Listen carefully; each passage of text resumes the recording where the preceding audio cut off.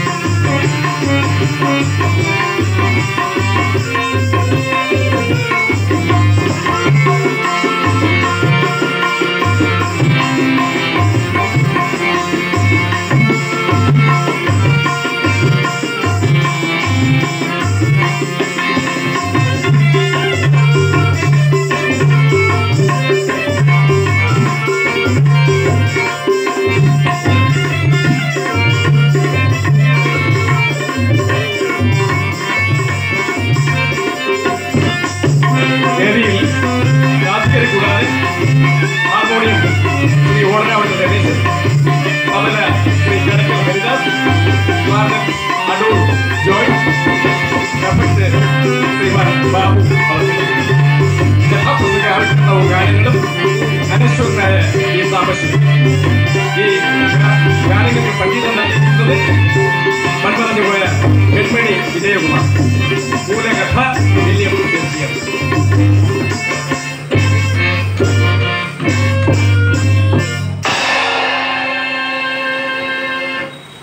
പ്രിയപ്പെട്ടവരെ, നീ വേദിയിൽ അവതരിപ്പിക്കുന്ന കഥ വിശ്വപ്രസിദ്ധനായ വില്യം ഷേക്സ്പിയറുടെ ലോകപ്രസിദ്ധമായ ഒഥല്ലോ. തന്റെ പ്രിയ പത്നി ഡെസ്റ്റമനെ കുറിച്ച് ഒഥല്ലോ എപ്പോഴും അഭിമാന സമേതം പറയാറുണ്ട്. അപ്സരസാണെന്റെ ഡെസ്റ്റമൻ,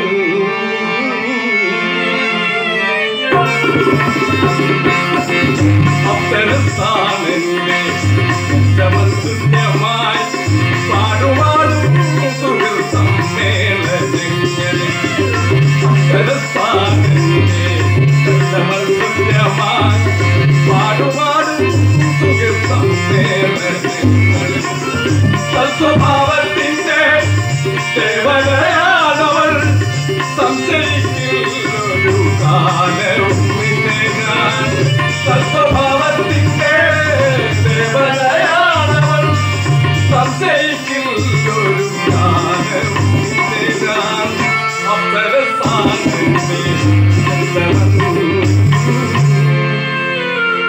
ഈ ഡെസ്റ്റമൻ ജനിച്ചത് വെനീസ് നഗരത്തിലാണ്, യൂറോപ്പ്. അവരുടെ ഭർത്താവ് ഒഥല്ലോ ആഫ്രിക്കക്കാരനാണ്. ഉത്തരാഫ്രിക്കയിൽ മൂർവർക്കക്കാരുടെ ഇടയിൽ ജീവിത ക്ലേശത്തിന്റെ നടുവിൽ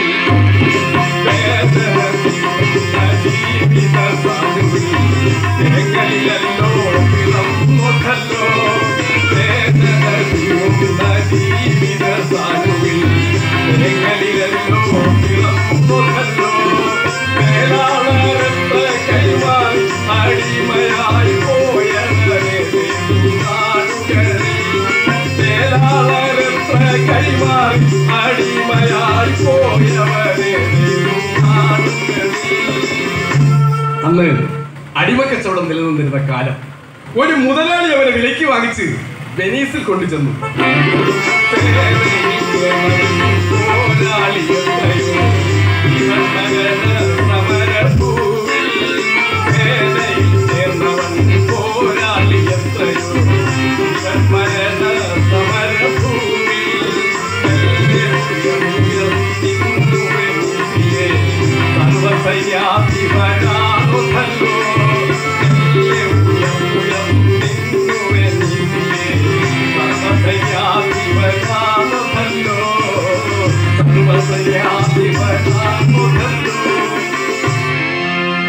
സ്വന്തം കഴിവ് കൊണ്ട് തന്നെ അവൻ വെനീസിലെ സർവ്വ സൈന്യാധിപനായി ഉയർന്നിരിക്കുന്നു. ഈ സർവ്വ സൈന്യാധിപന്റെ ലെഫ്റ്റനന്റാണ് കാഷ്യൂ. കാഷ്യൂ എന്ന കഥാപാത്രത്തെ കുറിച്ച് നമ്മൾ വിസ്തരിച്ച് പറയുകയാണെങ്കിൽ, മറക്കുവാനു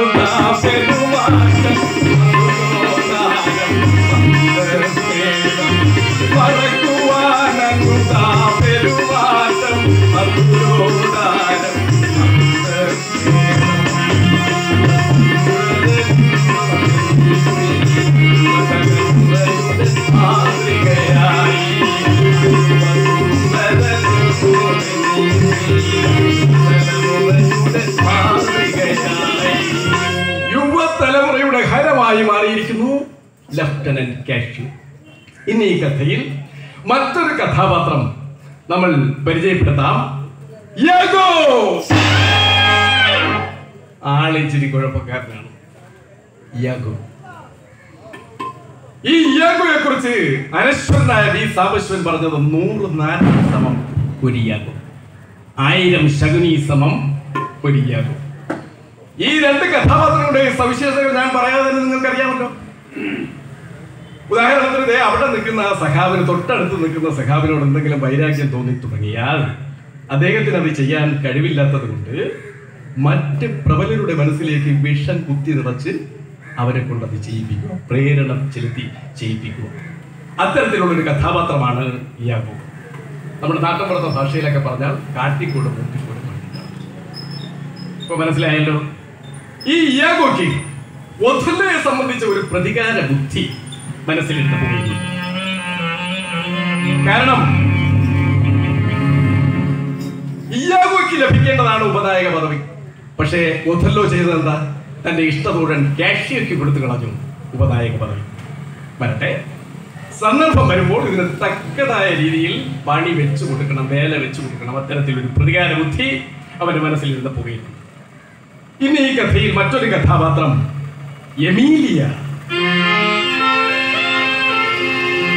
നമ്മുടെ ഇപ്പൊ പരിചയപ്പെട്ട ഇയാഗോയുടെ ഭാര്യ, ദെസ്ദെമോനയുടെ സന്തത സഹചാരി, വേലക്കാരി, വീട്ടുവേലക്കാരി എമീലിയ.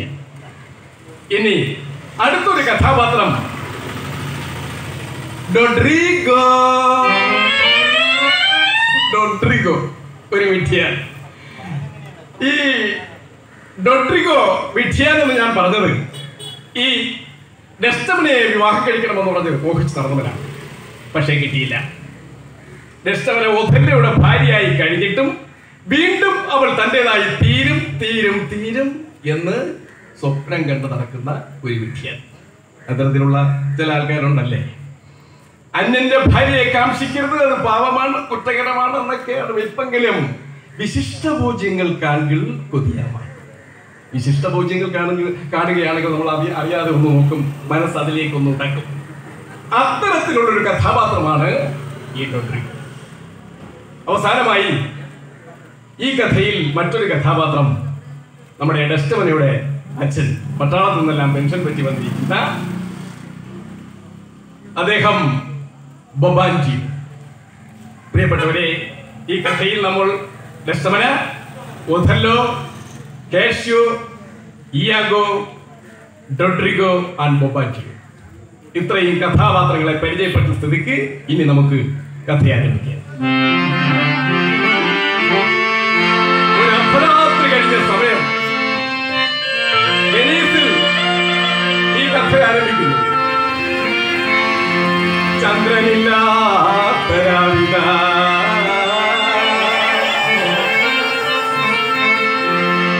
ൂരിട്ടാകുന്ന കരിമ്പടം കുതിച്ച് വെനീസ് നഗരം ഉറക്കത്തിലാണ്. നഗരവാസികൾ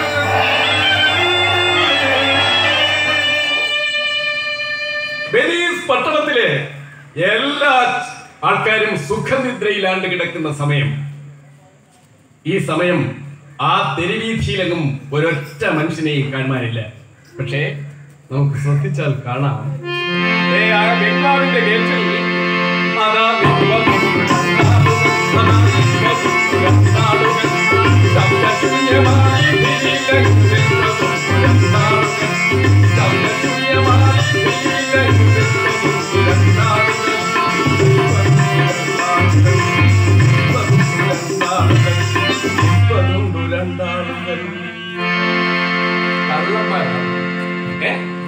പാത്ത് പതുങ്ങി നിൽക്കുന്ന രണ്ടെണ്ണം. അതിലൊരുത്തൻ മറ്റവനോട് പറയുന്നു, വിളിക്കടാ, എടാ വിളിക്കടാ, നിന്റെ ആവശ്യമില്ല, വിളിക്കടാ. അയ്യോ, എനിക്ക് പേടിയാകുന്നു. എടാ പേടിയാകുന്നു, എടാ വീട്ടിലാണോടാ, വിളിക്കടാ. കൂട്ടുകാരന്റെ സമ്മർദ്ദം സഹിക്കാതായപ്പോ മെല്ലെ വിളിച്ചു, വീട്ടുകാരെ, ആരും ഇല്ലേ? ഈ വീട്ടിൽ ആരും ഇല്ലേ? പറയുക വിളിക്കടാ, ഉണർന്നു പോകണം. എടാ നിനക്ക് പേടിയാണെങ്കിൽ ഞാൻ വിളിക്കാവടാ. വീട്ടുകാരെ, നിങ്ങളുടെ വീട്ടിലാണില്ലേ? നിങ്ങളുടെ വീട്ടിൽ കള്ളക്കാരൻ കള്ളൻ.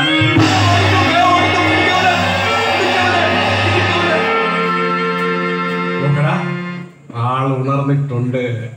ആൾ ഉണർന്ന സ്ഥിതിക്ക് ഇന്ന് ഞാൻ ഇവിടെ നിൽക്കുന്നത് ശരിയല്ല. പറയാനുള്ളതെല്ലാം നീ അങ്ങ് പറഞ്ഞോളാം. പറയുമ്പോ വ്യക്തമായി പറയുകയും വേണം കാര്യങ്ങളൊക്കെ. ഏറ്റല്ലോ, സമ്മതിച്ചല്ലോ, എന്നാ പിന്നെ ഞാൻ പോണു, നിനക്ക് ഗുഡ് നൈറ്റ്. ആരാണാവൂ സുഖമായി കിടന്നുറങ്ങിയ ആളിനെ കുത്തി ഉണർത്തിയിട്ട് കൂട്ടുകാരനെ ഏൽപ്പിച്ചിട്ട് കടന്നു കളഞ്ഞത്? അത് മറ്റാരുമല്ല, നമ്മൾ നേരത്തെ ആദ്യമേ ഈ കഥയിൽ പരിചയപ്പെട്ട അതേ കഥാപാത്രം ഇയാഗോ.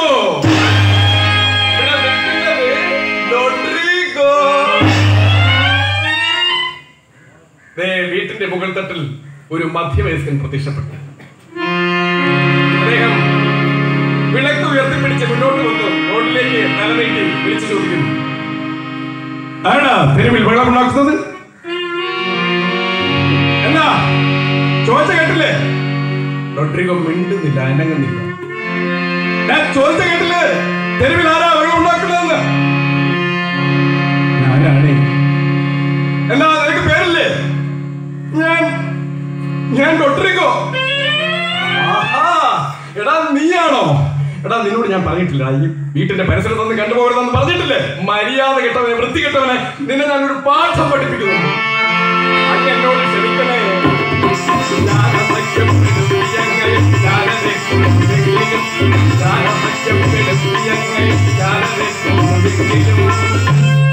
ഞാനങ്ങനെ വിളിച്ചു നോക്കി ബുദ്ധിമുട്ടിച്ചു, പാതിരാത്രി, അതൊക്കെ ശരിയാണ്. പക്ഷെ അങ്ങയോട് എനിക്കൊരു അപേക്ഷയുണ്ട്.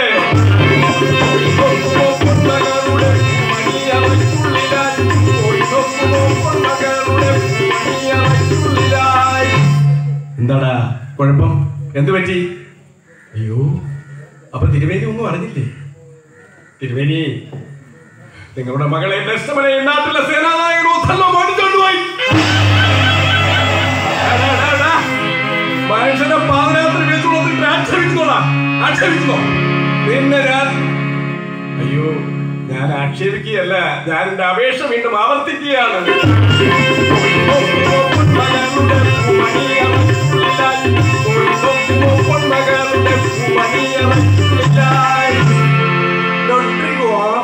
ആവർത്തിച്ച് പറഞ്ഞപ്പോൾ അദ്ദേഹത്തിന് സംശയമായി. അദ്ദേഹം മെല്ലെ എഴുന്നേറ്റ് ചെന്നു, നടന്ന് തന്റെ മകൾ കിടക്കുന്ന മുറിയുടെ വാതിൽക്കിലെത്തി വിളിച്ചു,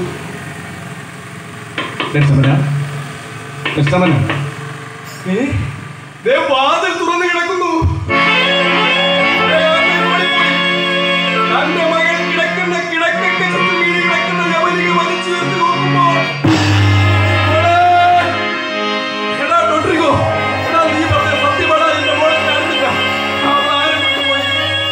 ഓടുന്നു. അവിടെ നിൽക്കാൻ എനിക്ക് വിശേഷം അറിയാം, അവിടെ നിൽക്കാൻ. ഓടിപ്പോയ റോഡ്രിഗോ അവിടെ നിന്നു. യജമാനെ, മകളെ കാണാത്തതിന് ഇവിടെ കിടന്ന് വെള്ളം ഉണ്ടാക്കിയിട്ടൊന്നും ഒരു കാര്യവുമില്ല. അവൾ അവിടെ ഉണ്ട്. അതെ, ഓഥല്ലോയുടെ ബംഗ്ലാവിൽ. പെട്ടെന്ന് അനുചരന്മാർ വിളിക്കൂ, ആയുധം എടുക്കാൻ പറയൂ, എത്രയും പെട്ടെന്ന് അവിടേക്ക് പുറപ്പെടണം. പെട്ടെന്ന് അദ്ദേഹം അനുചരന്മാരെ വിളിച്ചു, ആയുധം എടുത്തു, ഒരു സഖ്യമാനകത്തെ അവിടേക്ക് പുറപ്പെട്ട് കഴിഞ്ഞിരിക്കുന്നു. മടിയും കുന്തവും കുറിച്ചിയും എല്ലാമായി നിരവധി പേർ അവിടേക്ക് പുറപ്പെട്ട് കഴിഞ്ഞിരിക്കുന്നു. പ്രിയപ്പെട്ടവരെ, ഈ സമയത്ത് ഓഥല്ലോ തന്റെ ബംഗ്ലാവിൽ ചിന്താമൂകനായി ചിന്തിച്ച് മുറ്റത്ത് അങ്ങോട്ടും തൊട്ടടുത്ത് ഒരു നിഴൽ പോലെ അവൻ, ആരാ ഇവിടെ പണി പറ്റിച്ചിട്ട് അവിടെ പോയിരിക്കുകയാണ്. അവൻ ഓഥല്ലോയോട് പറയുന്നു, സേനാനായകൻ ഡോട്രിഗോ അങ്ങനെ കണ്ടമാനം ആക്ഷേപിക്കുന്നുണ്ടല്ലോ. അവൻ വിവാഹം കഴിക്കാൻ നിശ്ചയിച്ചുറപ്പിച്ചു വെച്ച പെണ്ണിനെ അങ്ങ് രാജ്ഞിരാമാരെ മോട്ടിച്ചുകൊണ്ട് വന്നെന്നൊക്കെയാണല്ലോ അവന്റെ ആക്ഷേപം. ഇതൊക്കെ പറഞ്ഞു കേട്ടിട്ട് അവൻ തീർത്താൽ തീരാത്ത കുറച്ച് ആക്ഷേപങ്ങൾ അതൊക്കെ കേട്ടപ്പോഴുണ്ടല്ലോ എന്റെ കൈ തരിച്ച് കയറിയായിരുന്നു. അവനെ ഞാൻ 6-ാം മാലിക്ക് 2 ഇറക്കി കൊടുക്കാമെന്ന് വിചാരിച്ചാണ്, പക്ഷെ ഞാനൊന്നും ചെയ്തില്ല. യാഗോ, ജീവിതകാലം അത്രയും അവിവാഹിതനായി കഴിയുവാൻ മോഹിച്ച് നടന്നവനാണ് ഞാൻ, ഒരു പട്ടാള ഉദ്യോഗസ്ഥൻ എന്നുള്ള നിലയിൽ. പക്ഷേ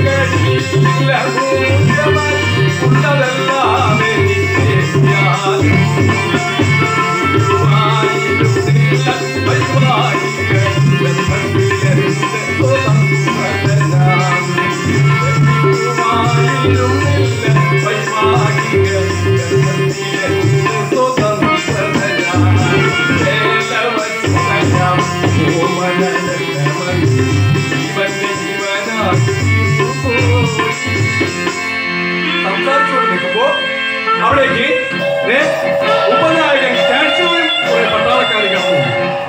അവർ സേനാനായകന് വന്ദനം. ഞങ്ങൾ വെനീസിൽ രാജസന്നിധിയിൽ നിന്ന് വരുന്നു. എന്താ വിശേഷം പറയൂ. അങ്ങേ ഉടനെ രാജസന്നിധിയിലേക്ക് കൂട്ടിക്കൊണ്ട് ചെല്ലണം. എന്താണ് ഈ അർദ്ധരാത്രി രാജസന്നിധിയിൽ? എന്ത് കാര്യമാണെന്നറിയില്ല. ഉടനെ അവിടേക്ക് കൂട്ടിക്കൊണ്ട് ചെല്ലണം. ശരി, ഞാൻ വരാം. അദ്ദേഹം പെട്ടെന്ന് അകത്ത് കയറി തന്റെ പ്രിയതമ ഡെസ്റ്റമനിയോട് വിവരം പറഞ്ഞു. പുറത്തേക്ക് പോകാനായി കാലെടുത്ത് വെക്കുമ്പോ ഇയാഗോ ചാടി വീണു.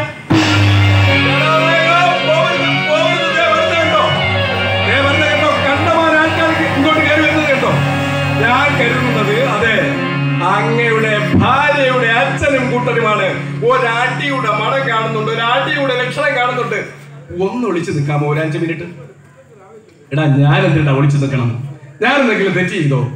വരട്ടെ, ആരായാലും വരട്ടെ, വരുന്നിടത്ത് വെച്ച് കാണാം. ആൾക്കാർ ഇങ്ങോട്ട് കയറി വരുന്നത് കണ്ടപ്പോൾ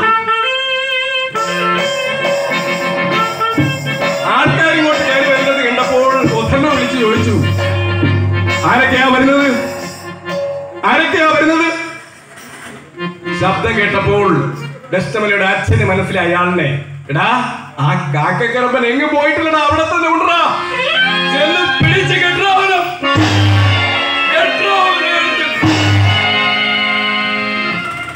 ഊരിപ്പിടിച്ച വാളുമായി അനുചരന്മാർ പാഞ്ഞു വരുമ്പോൾ അക്ഷോഭ്യനായി ഒഥല്ലോ വിളിച്ചു പറഞ്ഞു, keep up your bright swords, the dew will rust up.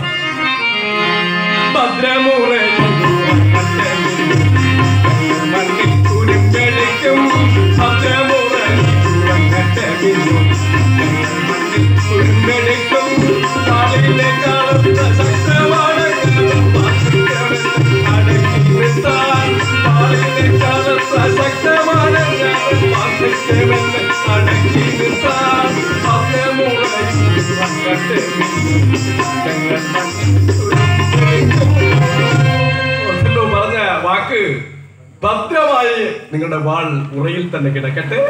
അത് പുറത്തെടുത്താൽ തുഷാരകണങ്ങളേറ്റ് മഞ്ഞുകണങ്ങളേറ്റ് ഇരുമ്പ് തുരുമ്പ് പിടിക്കുവാൻ ഇടവരും. അതുകൊണ്ട് അങ്ങയുടെ ആയുധത്തേക്കാൾ അങ്ങയുടെ വാർദ്ധക്യം എന്റെ കോപത്തിനെ ശമിപ്പിച്ചുകൊള്ളും എന്നർത്ഥം വരുന്ന ആ പരിഹാസം കൂടെ കേട്ടപ്പോ പിന്നെ മൂപ്പിലാ സഹിക്കോ? അടക്കാൻ വയ്യാത്ത ദേഷ്യം.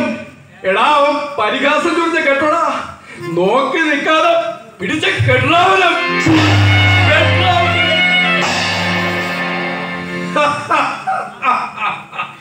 എന്റെ കഴുത്ത് നിങ്ങൾ വെട്ടാൻ പോവുകയാണോ? എങ്കിലേ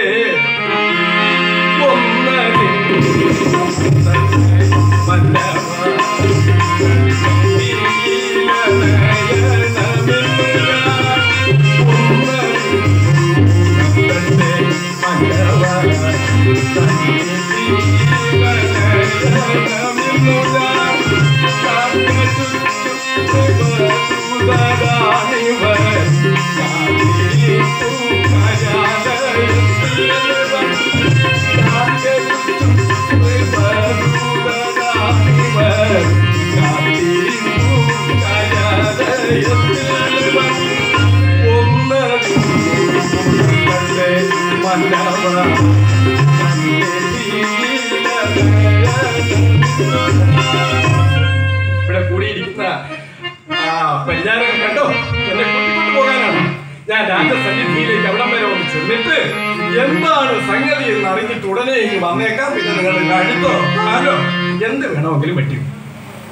ഓഹോ, ഇയാളെ രാജസന്നിധിയിൽ രാജാവ് കാത്തിരിക്കുകയാണല്ലേ? എങ്കിൽ ഞാനും വരുന്നു. ഈ കാര്യങ്ങളെല്ലാം രാജസന്നിധിയിൽ ഉണർത്തിക്കാൻ നല്ലടാ, നമുക്കും പോകാം. അദ്ദേഹം തയ്യാറായി. അങ്ങനെ വാദിയും പ്രതിയും രാജസന്നിധിയിലേക്ക് പുറപ്പെട്ടു. അവിടെ രാജസന്നിധിയിൽ രാജാവ് പ്രതീക്ഷിച്ചിരുന്നത് വാദിയല്ല, പ്രതിയാണ്, ഒഥല്ലോയാണ്. ഒഥല്ലോയെ കണ്ട മാത്രയിൽ തന്നെ രാജാവിന് സന്തോഷമായി. ഒഥല്ലോ വരൂ, ഞാൻ നിങ്ങളെ പ്രതീക്ഷിച്ചിരിക്കുകയായിരുന്നു. ഞാൻ നിങ്ങളെ വിളിപ്പിച്ചത് നമ്മുടെ നാട്ടിനെ വലിയൊരു വിപത്ത് നേരിട്ടിരിക്കുന്നു. ആ സൈപ്രസ് ദ്വീപിന് ചുറ്റും തുർക്കികളുടെ യുദ്ധക്കപ്പലുകൾ നിരന്നിരിക്കുന്നു. എത്രയും പെട്ടെന്ന് ഒരു യുദ്ധം ഉണ്ടാകാൻ സാധ്യതയുണ്ട്. എത്രയും പെട്ടെന്ന് നിങ്ങൾ അവിടേക്ക് പുറപ്പെടണം. നിങ്ങളെല്ലാം ആപത്ത് കണ്ട താരെയും പറഞ്ഞേക്കാൻ എന്റെ മനസ്സനുവദിക്കുന്നില്ല. എത്രയും പെട്ടെന്ന് അവിടേക്ക് നോക്കണേ. ഒരു സൈന്യാധിന് വന്ന പാട് അർദ്ധരാത്രി സമയം തന്നെ, അന്ന് വിവാഹം കഴിഞ്ഞ ആദ്യ രാത്രി, ആ മധുവിധ രാത്രി തന്നെ യുദ്ധത്തിന് പുറപ്പെടാൻ രാജാവ് ആജ്ഞാപിക്കുന്നു. നമ്മളാണെങ്കിൽ പോകും. എത്ര വലിയ കൂടിയ ഉദ്യോഗത്തിരുന്നാലും നമ്മളാണെങ്കിൽ പോകും. സ്വപ്നങ്ങൾ നെയ്ത് കൂട്ടാനുള്ള സുവർണ രാത്രി, ഈ സുന്ദര രാത്രി ഉപേക്ഷിച്ച് നമ്മളാണെങ്കിൽ പോകും. ദൈവം തമ്പുരാൻ വന്ന് അരുളി ചെയ്താലും ബോർഡെ നിന്റെ മാറ്റിൽ നിന്ന് പറയില്ലേ. ഇവിടെ ഒഥല്ലോ പറഞ്ഞു, രാജകൽപ്പന ഞാൻ അനുസരിക്കുന്നു. ഇത് പറഞ്ഞപ്പോഴാണ് തൊട്ടടുത്ത് നിൽക്കുന്ന മൂപ്പിലാണ് രാജാവ് കണ്ടത്. വെസ്റ്റമനയുടെ അച്ഛനെ മൊബാഞ്ചി. ആഹാ, അർദ്ധരാത്രിയാണേലും നിങ്ങളും ഇറങ്ങി വന്നോ? രാജ്യത്തിന് ഒരു വിപത്ത് നേരിട്ടപ്പോ പെൻഷൻ പറ്റി പോയതാണല്ലോ, എന്നിട്ടും നിങ്ങൾ വന്നോ? ഞാൻ അതുകൊണ്ടൊന്നുമല്ല വന്നത്. എന്റെ മകളുടെ ഇഷ്ടമല്ല. എന്താ മരിച്ചു? ഒരു കണക്കിന് അങ്ങനെ പറയുന്നതാ ശരി. ഞാൻ അറിവില്ല മഹാരാജൻ, നല്ല ഉറക്കത്തിലായിരുന്നു. അർദ്ധരാത്രി സമയം എവിടെന്നോ കയറി വന്ന ഒരു കാട്ടുകരിമൻ എന്റെ മോളുടെ കണ്ണിൽ പൊടിയിട്ടോ കൂടോത്തോ ചെയ്തോ അവളെ കൂട്ടിക്കൊണ്ട് നോക്കുന്നത്. ഓഹോ, അപ്പോ അതാണ് കാര്യം. നിങ്ങൾ ഈ പറയുന്ന കേട്ടിട്ട് നിങ്ങളെ മകളെ കൂട്ടിക്കൊണ്ടുപോയ ആളിനെ നിങ്ങൾക്ക് വ്യക്തമായി നല്ലതുപോലെ അറിയാമെന്ന് തോന്നുന്നല്ലോ. പറയൂ, ആരായാലും പറയൂ, നമുക്ക് തീരുമാനം ഉണ്ടാക്കാൻ പറയൂ. എന്റെ മകനായാലും പറയൂ, എന്റെ മകനായാലും പറയൂ എന്നൊക്കെ മഹാരാജാവ് പറഞ്ഞപ്പോ അദ്ദേഹം പറഞ്ഞു, നിങ്ങളെല്ലാവരും കൂടി ഈ രാജ്യത്തിന്റെ സർവ്വ സൈന്യാധിപനായിട്ട് ഒരാളെ കൽപ്പിച്ച് നിയമിച്ചു വെച്ചിട്ടുണ്ടല്ലോ. അവിടെ കേട്ട നിൽക്കുന്നു ഈ കാക്കക്കരമ്പൻ, ഈ കാട്ടുകരിമൺ ഒറ്റൊരുത്തനാണ്. കപ്പനായി ചുറ്റും സഭാതലം മന്ത്രിമാർ ശബ്ദമടക്കി വിടർത്തുപോയി മന്നവൻ, വിടർത്തുപോയി മന്നവൻ. അദ്ദേഹത്തിന്റെ വാക്ക് കേട്ട് രാജാവും പരിവാരങ്ങളും അന്തം വിട്ടു നിൽക്കുകയാണ്. രാജാവ് ചോദിച്ചു, അദ്ദേഹം പറയുന്ന ഈ ആരോപണം ശരിയാണ്? അദ്ദേഹം പറയുന്ന ആരോപണം ശരിയാണ്, പക്ഷേ അദ്ദേഹം പറയുന്ന മാതിരിയല്ല.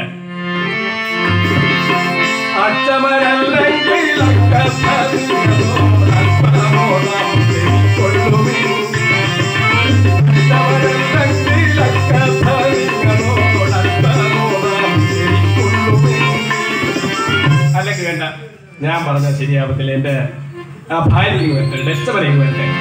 യാഗോ, യാഗോ, നീ പോയി എന്റെ ഭാര്യയും കൂട്ടിക്കൊണ്ടുപോയി, ഡെസ്റ്റവനെ കൂട്ടിക്കൊണ്ടുപോയി. അവൻ കേട്ട വാതി കേൾക്കാത്ത വാതി ഓടി. അവനാണല്ലോ തെളിയിപ്പിക്കാനുള്ള അത്യാവശ്യം. ഓടിയവൻ.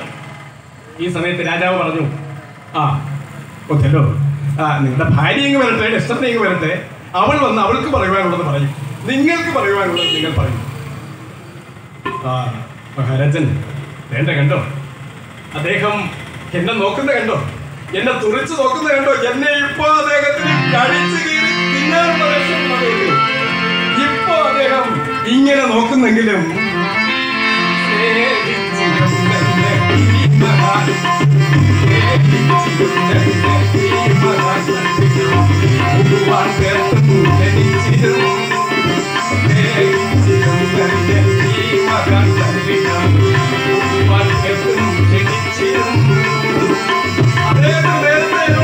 വലിയ കാര്യമായി അദ്ദേഹത്തിന്റെ വീട്ടിലേക്ക് ക്ഷണിച്ചു. ഞാൻ പോയിട്ടുണ്ട്.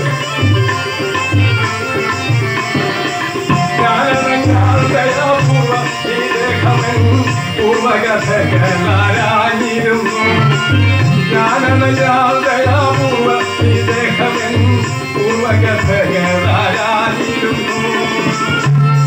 അദ്ദേഹത്തിന്റെ വീട്ടിലേക്ക് ചെല്ലുമ്പോൾ അദ്ദേഹത്തിന്റെ പൂർവകഥകൾ അറിയണം. എന്റെ പഴയ കഥ. ഞാൻ ആ മൂന്നുവർക്കാരുടെ ഇടയിൽ, ഉത്തരാഫ്രിക്കയിൽ മൂന്നുവർക്കാരുടെ ഇടയിൽ ജീവിത ക്ലേശങ്ങളിലൂടെ ജീവിച്ച് കഷ്ടതയും ദുരിതവും അനുഭവിച്ച് ജീവിച്ച ഞാൻ ഈ നാടിന്റെ സർവ്വ സൈന്യാധിപനായി തീർന്നതിന് പിന്നിൽ ഒരു വലിയ കഥയില്ലേ? ആ കഥ മഹാരാജാവേ ഞാൻ അദ്ദേഹത്തിന്റെ മുമ്പിൽ അങ്ങനെ പറഞ്ഞ് കേൾപ്പിച്ചു കൊടുക്കുമ്പോൾ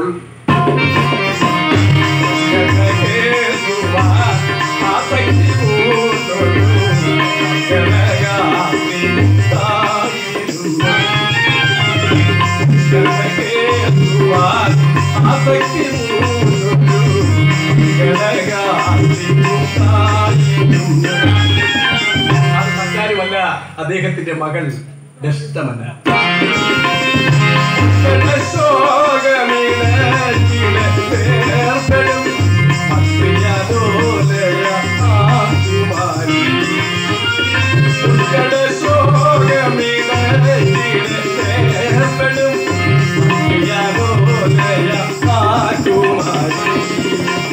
എന്റെ കഥ കേട്ടിരിക്കുന്നതിന് പെട്ടെന്ന് അവൾ എഴുന്നേറ്റ് പോയാലോ?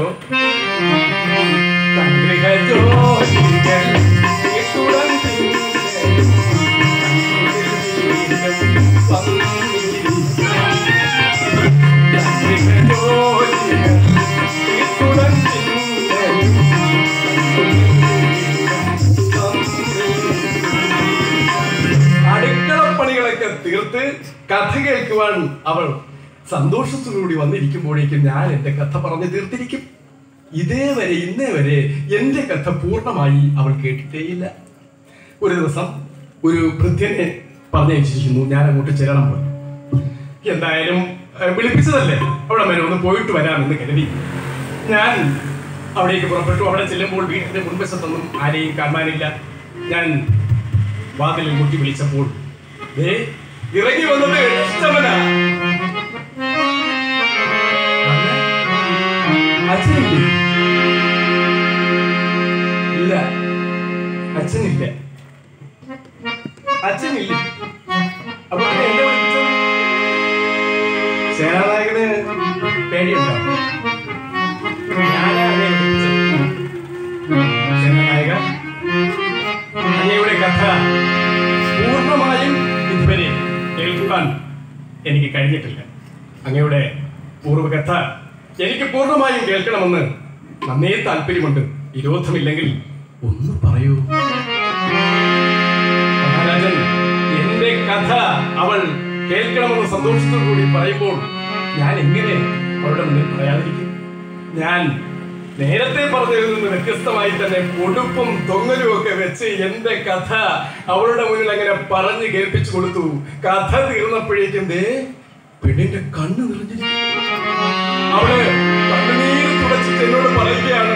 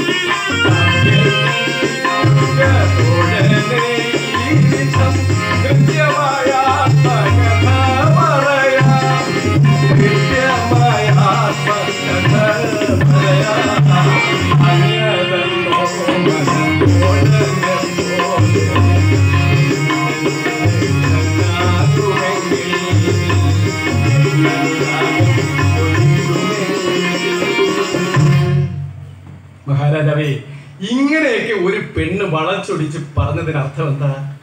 അവൾ എന്നെ സ്നേഹിക്കുന്നല്ലേ, അവൾ എന്നെ പ്രേമിക്കുന്നല്ലേ? ഇത്തരം ഈ പ്രേമകാര്യങ്ങൾ ഇങ്ങനെ അല്ലാതെ എങ്ങനെയെങ്കിലും നേരെ ചൊവ്വേ പറയാൻ പറ്റൂ? അത് പണ്ടുള്ള പെണ്ണുങ്ങൾ. ഇപ്പോഴുള്ളവരാണെങ്കിലോ ധൈര്യമായി എടുത്ത് വിളിക്കും, നന്നായിട്ടങ്ങ് പറയും. പണ്ടങ്ങനെ അല്ലല്ലോ. പണ്ട് ഇച്ചിരി പേടിയൊക്കെ ഉണ്ട്. പണ്ട് കല്യാണം നോക്കാൻ ഒരു പെണ്ണിനെ നോക്കാൻ തന്നെ പോകുന്നത് എങ്ങനെയാ? പെണ്ണിന്റെ വീട്ടിൽ ചെല്ലും. പെണ്ണിന്റെ വീട്ടിൽ ചെല്ലുമ്പോഴത്തേക്ക് പെണ്ണ് ചായയുമായിട്ട് ഇങ്ങനെ ഇറങ്ങി വരും. വരുമ്പോഴത്തേക്ക് അപ്പനപ്പൂപ്പന്മാരും അമ്മാവന്മാരും മറ്റു ബന്ധുജനങ്ങളെല്ലാം കൂടെ കൂടി ഇരിക്കുകയല്ലേ. ഈ കാലമാടന്മാരിരിക്കുമ്പോ എങ്ങനെയാ നന്നായി ഒന്ന് നോക്കുന്നത്? പിന്നെ ഒരു സമാധാനമുള്ളത് കല്യാണ ദിവസം. അന്ന് നന്നായിട്ടൊന്ന് കാണാമല്ലോ. പക്ഷെ കല്യാണ ദിവസം കാണാൻ പറ്റും? ഇവരുടെ എല്ലാം കയ്യെ കാലയൊക്കെ പിടിച്ച് വന്ന് കണ്ണുനീര് ഒലിപ്പിച്ച് ടെൻഷൻ കയറി വന്ന് നിൽക്കുമ്പോഴത്തേക്കും കുറച്ച് ഫോട്ടോ പിടിക്കുന്ന ആൾക്കാരും വീഡിയോ പിടിക്കുന്ന ആൾക്കാരും കൂടെ വന്ന് നമുക്ക് പൊതിഞ്ഞ് പിന്നെ ബന്ധുജനങ്ങളൊക്കെ കൂടി അന്നും വളരെ നന്നായി കാണാൻ പറ്റും. അവസാനം ഒരു സമാധാനമുള്ളത് എന്താ, ഈ ആദ്യ രാത്രി അന്ന് നേരെ ചൊവ്വ ഒന്ന് കാണാം. അന്ന് പാലും പഴവുമായി നവവധു ഇങ്ങനെ കുണുങ്ങി മെല്ലെ മെല്ലെ മണിയറയിലേക്ക് വന്ന് ഭർത്താവിന്റെ മുഖത്തേക്ക് നോക്കുമ്പോഴേക്കായിരിക്കും വിവരം അറിയുന്നത് ആശാൻ ഒരു കുരങ്ങനെ പോലെ ഇരിക്കും. പിന്നെ വല്ലത് ചെയ്തു ഇങ്ങനെ കാലാകാലങ്ങളിൽ കിട്ടിയത് കൊട്ടപ്പാക്കെന്ന് പറഞ്ഞു വെച്ചോണ്ട് അനുഭവിച്ചു. പക്ഷെ ഇപ്പോഴതല്ല. ഇപ്പോഴാരെ വേണമെങ്കിലും സ്നേഹിക്കാം, എപ്പോഴും വേണമെങ്കിലും പറയാം. വാട്സപ്പ് ഉണ്ട്, ഫേസ്ബുക്ക് ഉണ്ട്, അങ്ങനെ ഓൺലൈൻ മീഡിയകളുണ്ട്, ചാറ്റലുണ്ട്, ചീറ്റലുണ്ട്, എല്ലാം ഉണ്ടല്ലോ. അതുപോലെ ഇത്തരം കാര്യങ്ങൾ, ഈ പ്രേമ കാര്യങ്ങൾ ഈ വളച്ചൊടിച്ച് ഇവള് പറഞ്ഞതിനർത്ഥം എന്താ മഹാരാജൻ? അവളെന്നെ സ്നേഹിക്കുന്നല്ലേ, എന്നെ പ്രേമിക്കുന്നല്ലേ? ഞാനും അവളെ സ്നേഹിച്ചു പോയി, ഇഷ്ടപ്പെട്ടു പോയി, പ്രണയിച്ചു പോയി. 2-3 മാസം കടന്നുപോയി. കത്തുകൾ മറുപടികൾ, അങ്ങനെ നിരവധി ദിവസങ്ങൾ ഇങ്ങനെ കടന്നുപോയി. പക്ഷെ നമുക്ക് രണ്ടു കൂട്ടർക്കും അറിയാം എന്താ, ഇദ്ദേഹം, ഞാൻ മൂർവർക്കക്കാരനാണല്ലോ, കറുത്ത വർക്കക്കാരൻ. എനിക്ക് ഇദ്ദേഹം ഇവരുടെ ഇദ്ദേഹത്തിന്റെ മകളെ വിവാഹം കഴിച്ച് നേരെ ചൊവ്വേ വിവാഹം കഴിച്ച് തരില്ല. പിന്നെ നമ്മൾ രണ്ടുപേരും കൂടി ഒരു ഉറച്ച തീരുമാനത്തിലെത്തി. എന്താ, അവളെ ഞാൻ വിളിച്ചു, എന്റെ വീട്ടിലേക്ക് ക്ഷണിച്ചു. അവൾ ധൈര്യപൂർവ്വം ഇറങ്ങി വന്നു. ഞാൻ അവളെ കൂട്ടിക്കൊണ്ട് എന്റെ വീട്ടിലേക്ക് പോയി. ഇതാണ് ഇദ്ദേഹം പറയുന്ന വിധത്തിൽ ഞാൻ ചെയ്ത കൂടോത്രം. ഇനി മഹാരാജാവ് പറയും ഞാൻ എന്താ ചെയ്തത്? സംസാരിച്ചുകൊണ്ട് നിൽക്കുമ്പോൾ ദേ വരുന്നു, സാക്ഷാൽ ഡെസ്റ്റമന തന്നെ വരുന്നു. ഡെസ്റ്റമന വരൂ.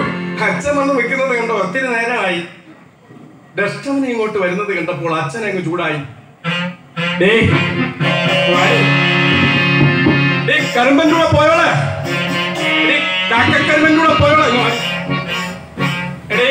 ഇവിടെ കൂടിയിരിക്കുന്ന ഈ മാന്യമഹാജനങ്ങൾ, ഞാൻ ഉൾപ്പെടുന്ന രാജാവ് ഉൾപ്പെടുന്ന മാന്യമഹാജനങ്ങളിൽ നിനക്ക് ഏറ്റവും കൂടുതൽ സ്നേഹവും ബഹുമാനവും ആരോടാണെന്ന് നീ പറയണം. പറയടി. അയ്യോ അച്ഛൻ എന്തിനാ ഈ രാജ്യസഭയിലൊക്കെ വന്ന് കിടന്ന് ഇത്രയും കരുതുന്നത്? അച്ഛൻ അറിയില്ലേ, അച്ഛന്റെ മകൾക്കാണ് ഏറ്റവും കൂടുതൽ, മകൾക്ക് അച്ഛനോടാണ് ഏറ്റവും കൂടുതൽ സ്നേഹവും ബഹുമാനവും. പിന്നെ ഞാനിപ്പോൾ അച്ഛന്റെ മകൻ മാത്രമല്ല. കണ്ടോ നിൽക്കുന്ന, കണ്ടോ തടി വടി പോലെ നിൽക്കുന്ന കണ്ടോ? ഒഥല്ലോ ഞാൻ ഇദ്ദേഹത്തിന്റെ ഭാര്യ കൂടിയാണ്. ചതിച്ചോ കേട്ടോ, എവളെന്റെ മകളല്ല, എവളെന്നെ ചതിച്ചോളാ, എന്നെ വഞ്ചിച്ചോളാ. വരണടാ ഇറങ്ങി പോവാ. ബാങ്കിയോ അഞ്ചരന്മാരെ കൂട്ടി ഇറങ്ങി പോകുന്നു. പോയ ഡെസ്റ്റമനയുടെ അച്ഛൻ അതേപോലെ തിരികെ വന്നു. ഒഥല്ലോ ഞാനിപ്പോ തിരിച്ചു വന്നത് തന്നോട് എനിക്കൊരു കാര്യം പറയാനാണ്. എന്ത്? ഈ നിൽക്കുന്നില്ല എവള്, തന്റെ ഭാര്യ എവൾ അച്ഛനെ വഞ്ചിച്ചവളാണ്. അച്ഛനെ വഞ്ചിച്ചവൾ ചിലപ്പോൾ ഭർത്താവിനെ വഞ്ചിക്കും. എനിക്ക് കേൾക്കണോ? ഇയാളെ ഞാൻ എന്റെ വീട്ടിലേക്ക് ക്ഷണിക്കുമ്പോഴൊക്കെ ഇവൾ എന്നോട് പറഞ്ഞിട്ടുണ്ട്, എന്തിനാ ഈ കാക്കക്കരമ്പനെ, ഈ കാട്ടുകരമ്പനെ നമ്മുടെ വീട്ടിലേക്ക് ക്ഷണിച്ചുകൊണ്ട് വരുന്നത്? എനിക്ക് ഇദ്ദേഹത്തെ കാണുമ്പോഴേ പേടിയാകുന്നു എന്ന് പറഞ്ഞോളാം. എവളുണ്ടല്ലോ, എവൾ അച്ഛനെ വഞ്ചിച്ചവളാണ്. അച്ഛനെ വഞ്ചിച്ചവൾ ചിലപ്പോൾ ഭർത്താവിനെ വഞ്ചിക്കും. ഇത് പറയാനാ തിരിച്ചു വന്നത്. കണ്ടടാ, അനുജനന്മാരെയും വിളിച്ച് മൂപ്പിലിറങ്ങിപ്പോ. ഇതെല്ലാം കണ്ടും കേട്ടും രസം പിടിച്ചിരിക്കുകയാണ് രാജാവ്. അദ്ദേഹം പറഞ്ഞു, എന്തായാലും ഇത്രയൊക്കെ ആയ സ്ഥിതിക്ക് ഈ നാട്ടിന്റെ സൗന്ദര്യ റാണി ഡെസ്റ്റമന നിങ്ങളുടെ ഭാര്യയായി കഴിഞ്ഞിരിക്കുന്നു, പ്രത്യേകിച്ച് ഈ രാജസഭയ്ക്ക്. പക്ഷേ അതിൽ നിങ്ങൾ ഭാഗ്യപ്പെടുന്നവരാണ്. പക്ഷെ നിങ്ങൾക്കൊരു നിർഭാഗ്യമുണ്ട്, നിങ്ങൾ ഉടനെ യുദ്ധത്തിന് പോകണം. അത് വേറെ കാര്യം, ഇത് വേറെ കാര്യം. അത് ഏത് കുടുംബകാര്യം, ഇത് ലോകകാര്യം, രാജ്യകാര്യം. പിന്നെ താമസിച്ചില്ല, ഒഥല്ലോ സർവ സൈന്യങ്ങളെയും കൂട്ടി യുദ്ധത്തിനായി പുറപ്പെട്ടു കഴിഞ്ഞിരിക്കുന്നു. നീലക്കടലിലെ തിരമാലകളെ കീറിമുറിച്ചുകൊണ്ട് പടക്കപ്പലുകൾ, പൈക്കപ്പലുകൾ വരിവരിയായി പുറപ്പെട്ടു കഴിഞ്ഞിരിക്കുന്നു. ഏറ്റവും മുൻപേ സൈപ്രസിൽ ചെന്നടഞ്ഞത് ഉപനായകൻ കൂട്ടരുമാണ്, ഗാഷ്ട്രീയ കൂട്ടർ. അവർ സൈപ്രസ് കോട്ടയിൽ കയറി ചെന്ന് നിന്ന് കണ്ണാടി വെച്ച് കടലിലേക്ക് നോക്കുന്നു. സഞ്ചരിച്ച കപ്പൽ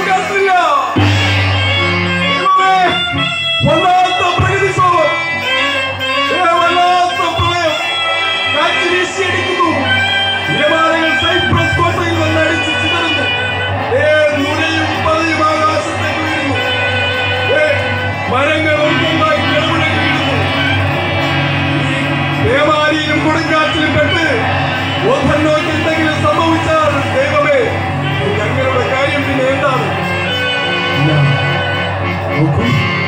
അങ്ങനെ പടിഞ്ഞാറേ ചക്രവാളത്തിൽ പൊട്ടുപോലെ ഒരു യാനപാത്രം പ്രത്യക്ഷപ്പെട്ടു. ആ യാനപാത്രം മെല്ലെ മെല്ലെ മെല്ലെ കരയിലേക്ക് വരുന്നു. കരയിലെടുത്ത ആ യാനപാത്രത്തിൽ നിന്നും ഇറങ്ങി വരുന്നു. ഒഥല്ലോ അല്ല വന്നത്, അദ്ദേഹത്തിന്റെ സഹധർമ്മിണി ഡെസ്റ്റമന. അതിന് തൊട്ടുപുറകെ പരിചാരിക എമീലിയ. അതിന് തൊട്ടുപുറകെ ഇയാഗോ. ഏറ്റവും അവസാനമായി വരുന്നു റോഡ്രിഗോ. അവ ഇവിടെ വന്നിരിക്കുകയാണ്. എന്തെങ്കിലും കൊസറാക്കുള്ളി ഒപ്പിക്കാൻ പറ്റുമെങ്കിൽ പറ്റട്ടെ എന്ന് കരുതി വന്നിരിക്കുകയാണ്. ആ സർവ സൈന്യാധിപന്റെ ലെഫ്റ്റനന്റ് ആയിട്ടുള്ള കാഷ്യൂ ഇറങ്ങി വന്ന് ഡെസ്റ്റമനയുടെ കൈക്ക് പിടിച്ചുകൊണ്ട് പുറത്തേക്ക് അകത്തേക്ക് പോകും. പ്രിയപ്പെട്ട സൈപ്രസ് നിവാസികളെ കണ്ടോ? നമ്മുടെ സൈന്യാധിപന്റെ സേനാനായകന്റെ ഭാര്യ യഥേഷ്ടം കരക്കെത്തിയിരിക്കുന്നു. സ്വാഗതമോദു സൈപ്രസേ സ്വാഗതം, സ്വാഗതം സ്വാമി സ്വാഗതം, സ്വാഗതമോദു സൈപ്രസേ സ്വാഗതം, സ്വാഗതം സ്വാമി സ്വാഗതം, സ്വാഗതമോദു സൈപ്രസേ സ്വാഗതം, സ്വാഗതം സ്വാമി സ്വാഗതം, സ്വാഗതമോദു സൈപ്രസേ സ്വാഗതം, സ്വാഗതം സ്വാമി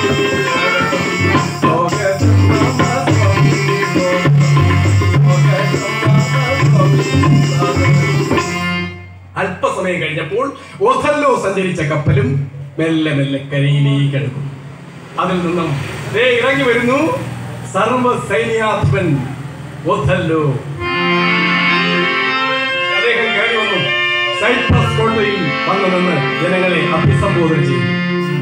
പ്രിയപ്പെട്ട സൈപ്രസ് നിവാസികളെ, ഇന്നലത്തെ പേമാരിയിലും കൊടുങ്കാറ്റിലും പെട്ട് ഞാൻ സഞ്ചരിച്ച കപ്പൽ വളരെ ദൂരം പോയി എന്റെ ജീവൻ വരെ നഷ്ടപ്പെട്ടു പോകുമെന്ന് കരുതിയതാണ്.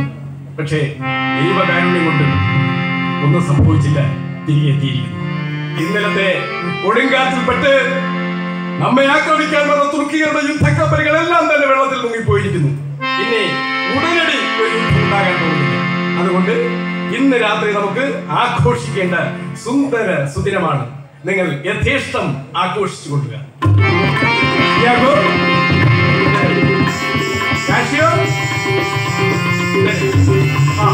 നമ്മളെല്ലാം പട്ടാളക്കാർക്ക് ഉത്സവമോ ആഘോഷമോ തന്നെ നമ്മളെല്ലാം ഇന്ന് രാത്രി വിജിലന്റ് ആയിരിക്കണം എന്നല്ലോ. ഡ്യൂട്ടി കാര്യങ്ങളെല്ലാം അസിസ്റ്റന്റുമാരെ ഏൽപ്പിച്ചിട്ട് അദ്ദേഹം തന്റെ ഭാര്യയുടെ കൈക്ക് പിടിച്ച് ഡെസ്റ്റമനയുടെ കൈക്ക് പിടിച്ചുകൊണ്ട് ബംഗ്ലാവിലേക്ക് നടന്നു.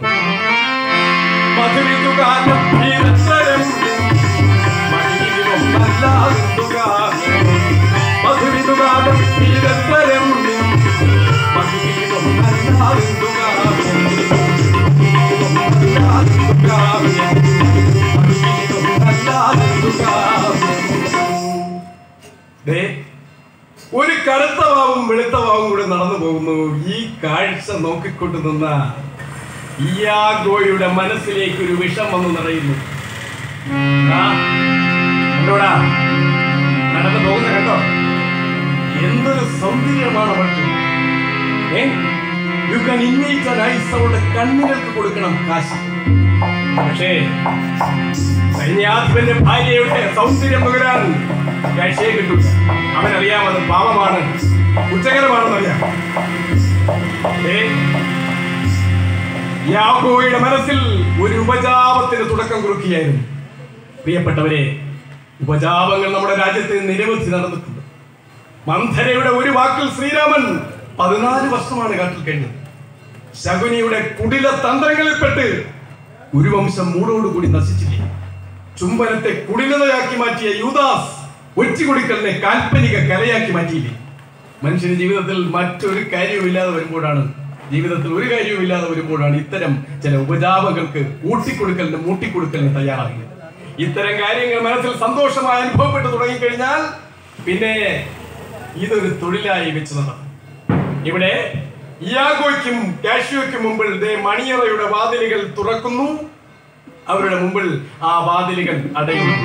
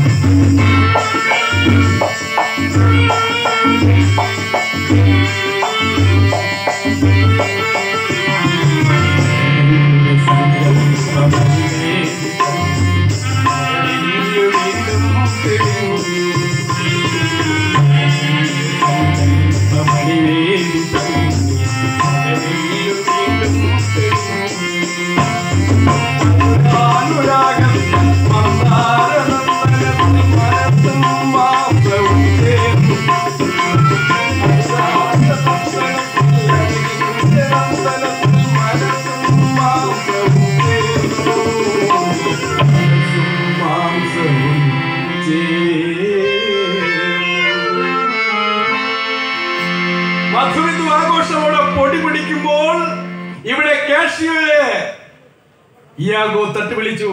എടാ, അവിടെ മധുവിധു ആഘോഷം പൊടി പിടിക്കുമ്പോ അവിടെ നോക്കി നിൽക്കാനോ? വാടാ, നമുക്കും ഈ രാത്രി ഒന്ന് ആഘോഷിക്കണം.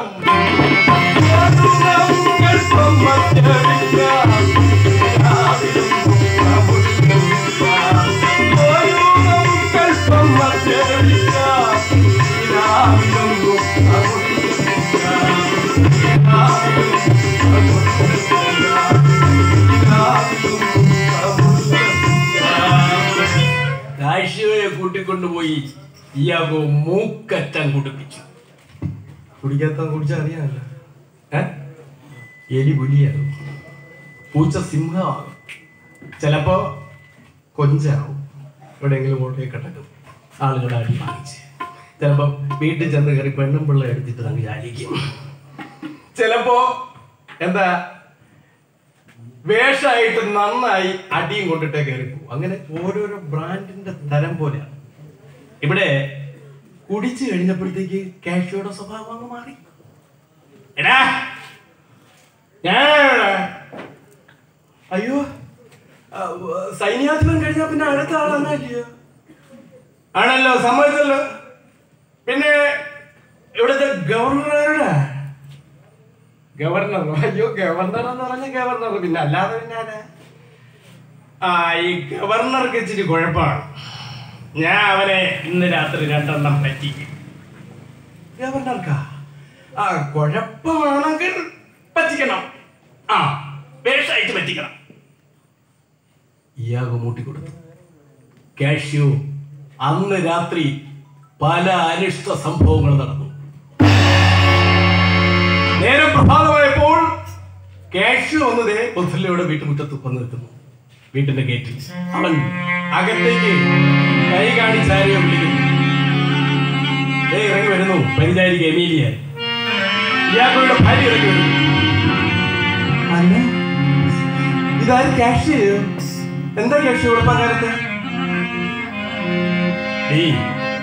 കാര്യങ്ങളൊക്കെ അറിഞ്ഞില്ലേ? ഞാൻ അറിഞ്ഞു. ഇന്നലെ രാത്രി എന്റെ ഭർത്താവുമായിട്ട് നിങ്ങളുടെ മൂക്കറ്റം കുടിച്ചെന്നാ. കുടിച്ചപ്പോഴത്തേക്ക് സ്വഭാവം മാറി ആ ഗവർണറെ എടുത്തിട്ട് പെരുമാറിയെന്നോ, ശബ്ദം കേട്ട് സേനാനായകൻ ഇറങ്ങി വന്നെന്നോ, നിങ്ങളെ സൈന്യത്തിൽ നിന്ന് പിരിച്ചുവിട്ടെന്നോ ഒക്കെ കേൾക്കുന്നു. നേരാണോ? നീ അത് കേട്ടതൊക്കെ സത്യമാണോ? ഓഹോ, അപ്പൊ നിങ്ങൾ ഇപ്പൊ ഉപനായകനല്ലേ? ഇല്ലടി, ഞാൻ ഉപനായകനല്ല. അദ്ദേഹം ഇവിടെ ഉണ്ടോ? ഒഥല്ലോ ഇവിടെ ഉണ്ടോ? ഇല്ല, ഇപ്പൊ ഇറങ്ങി പോയതേ ഉള്ളൂ. എന്റെ ഭർത്താവൊത്ത് കോട്ട പരിശോധിക്കണമെന്നോ മറ്റൊക്കെ പറഞ്ഞ് ഇപ്പൊ ഇറങ്ങി പോയതേ ഉള്ളൂ. എങ്കിൽ എന്റെ കൊച്ചമ്മ ഒന്നും ഇങ്ങോട്ട് വിളിപ്പിക്കുക. എന്തിന്? എനിക്ക് ഒരു സ്വകാര്യം പറയാനുണ്ട്. ചുമ്മാതല്ല, ആളുകൾ അതും പറയുന്നത്. എടി, നീ ഉദ്ദേശിക്കുന്ന തരത്തിലൊന്നും ഞാൻ എന്നെ സൈന്യത്തിൽ നിന്ന് പിരിച്ചു വിട്ട വിവരം ഞാൻ കൊച്ചമ്മയോടൊന്ന് പറയും, കൊച്ചമ്മ അദ്ദേഹത്തിനോട് പറയും, എന്നെ സൈന്യത്തിലേക്ക് തിരിച്ചെടുക്കും. ഇത്രയേ ഉള്ളൂ. ഓ, ഇത്രയേ ഉള്ളൂ. ഇത് നേരത്തെ അങ്ങ് പറയത്തില്ലായിരുന്നോ? എന്നാ ഞാൻ ഇപ്പൊ വിളിച്ചോണ്ട് വരാം. അവിടെ കൊണ്ടുവരാം. അവൾ അകത്തേക്ക് കുറച്ച് സമയം കഴിഞ്ഞ് ഡെസ്റ്റമനയൊത്ത് പുറത്തേക്ക് വരും. ഡെസ്റ്റമന കാഷ്യ കണ്ട മാത്രയിൽ തന്നെ ചോദിക്കുന്നു, എന്താ കാഷ്യ മുഖം വല്ലാണ്ടിരിക്കുന്നത്? കൊച്ചമ്മ, എന്നെ അദ്ദേഹം സൈന്യത്തിൽ നിന്ന് പിരിച്ചുവിട്ടു. പിരിച്ചുവിട്ടോ? സാരമില്ല, ഞാൻ അദ്ദേഹത്തിനോട് ഈ കാര്യം ഒന്ന് പറയാം. എന്താ അമീലിയ, നമുക്കെന്താ ഛേദം? നമുക്ക് അദ്ദേഹത്തിനോട് ഒന്ന് പറഞ്ഞു കളയാം. വാഗ്ദാനമേകും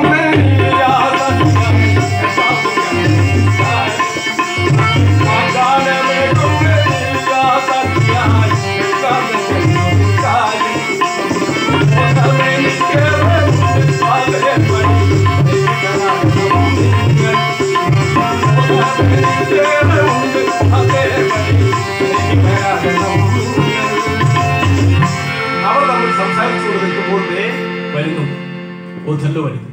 കൊച്ചമ്മ, അദ്ദേഹം വരുന്നുണ്ട് കേട്ടോ. ഒഥല്ലോ മാത്രമല്ല, അവനും ഉണ്ട് ഇയാഗോ. ഒഥല്ലോ ഇങ്ങോട്ട് വരുന്നത് കണ്ടപ്പോൾ പെട്ടെന്ന് കാഷ്യ ഇറങ്ങി ഓടാൻ ഭാവിച്ചു.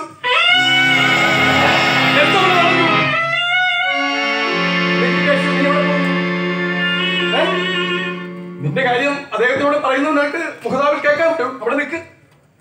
വേണ്ട കൊച്ചമ്മ, ഞാനിപ്പോ ഇവിടെ നിന്ന് ശരിയാകത്തില്ല. ഞാൻ അദ്ദേഹത്തിനോട് എന്നോട് വലിയ കോപപ്പെട്ടിരിക്കുകയാണ്. ഞാൻ പോയിട്ട് കുറച്ച് സമയം കഴിഞ്ഞ് വരാം. പെട്ടെന്ന് കാഷ്യ ഇറങ്ങി ഓടി ധൃതിയിൽ. ഇത് കണ്ടുകൊണ്ട് നിന്ന ഇയാഗോ ആരോടൊന്നില്ലാതെ പറഞ്ഞു, നോക്ക്, ആ പോക്ക് എനിക്ക് അത്ര പിടിച്ചില്ല. ഒഥല്ലോയുടെ മനസ്സിലേക്ക് പെട്ടെന്നൊരു ഉടക്ക് വന്നു വീണു.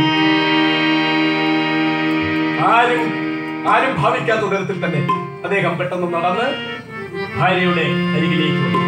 ഭാര്യ സമീപത്തേക്ക് വന്നു. ഊണമൊരുങ്ങി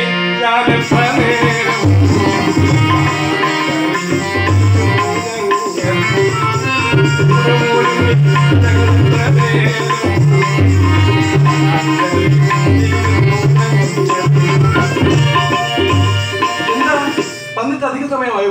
വിളിക്കാത്തത് എന്താ? പിന്നെ എനിക്ക് നല്ല തലവേദന. തലവേദനയോ? നോക്കട്ടെ. ആഹാ, നല്ല ചൂടുണ്ടല്ലോ, നല്ല പനിയുണ്ടല്ലോ. ഒരു വിധത്തിൽ പറഞ്ഞാൽ കേൾക്കത്തില്ല. വിശ്രമിക്കണം എന്ന് പറഞ്ഞാൽ ഒരു വിധത്തിലും കേൾക്കത്തില്ല. സാരമില്ല. പിന്നെ അങ്ങനെ എനിക്ക് പ്രേമസമാനമായി തന്ന ഒരു കൈലേസ് ഉണ്ടല്ലോ, ആ കൈലേസ് ഞാൻ നനച്ച് അങ്ങയുടെ നെറ്റിത്തടത്തിൽ വെച്ച് ഞാൻ ഇപ്പൊ കെട്ടിത്തരാം. ഒരു 10 മിനിറ്റ് കഴിയുമ്പോ തലവേദന മാറും. കെട്ടട്ടെ? അവൾ ഓടിപ്പോയി കൈലേസ് നനച്ച് കൊണ്ടുവന്ന് അദ്ദേഹത്തിന്റെ നെറ്റിത്തടത്തിൽ അത് വെച്ച് കെട്ടാൻ ഒരുങ്ങി. അവളുടെ കൈത്തട്ട് കൊടുത്തു. ആ കൈലേസ് അവിടെ വീണ് കിടക്കുകയാണ്. അവൾ ഭർത്താവിനെ അനുഗമിക്കുന്നു. ഒഥല്ലോ അനുഗമിക്കുന്നു. അവൾ ആ കൈലേസോടെ വീണ് കിടക്കുന്ന കാര്യം ഓർത്തില്ല, കണ്ടില്ല, കേട്ടില്ല, അറിയില്ല. തൊട്ടുപുറകെ വന്ന ജനീലിയ ആ കൈലേസ്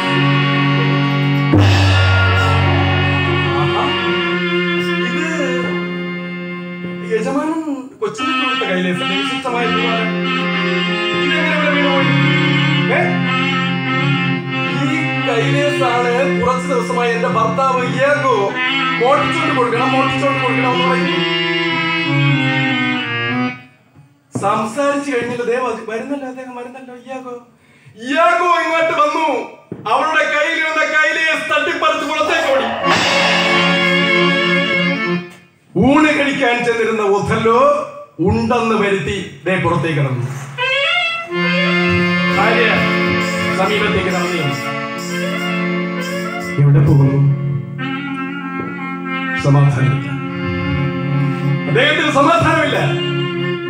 ഇയാഗോ പറഞ്ഞ വാക്കുകൾ ഒരു വിഷമായി മനസ്സിനുള്ളിൽ കിടക്കുന്നു.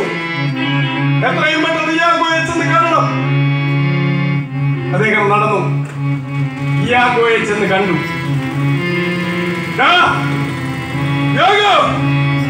സാമദ്രോഹി, എന്റെ ഭാര്യ വേശ്യയാണെന്ന്, എന്റെ ഭാര്യ സ്വൈരിയാണെന്ന് എനിക്ക് അവളെ പരിപൂർണ വിശ്വാസമാണ്. പരിപൂർണ വിശ്വാസം. നീ പറഞ്ഞ വാക്കുകൾ ഞാൻ വിശ്വസിക്കണമെങ്കിൽ എനിക്ക് തെളിവ് വേണം. എനിക്ക് തെളിവ് നീ തന്നില്ലെങ്കിൽ നിന്നെ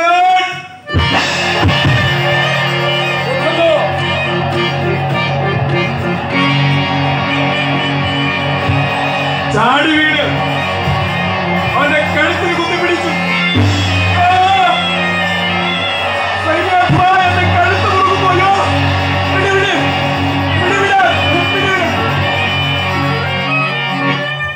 പിടിവിട്ടു. എന്തൊരു പിടിയാ പിടിച്ചത്. രക്തം വരുന്നോ?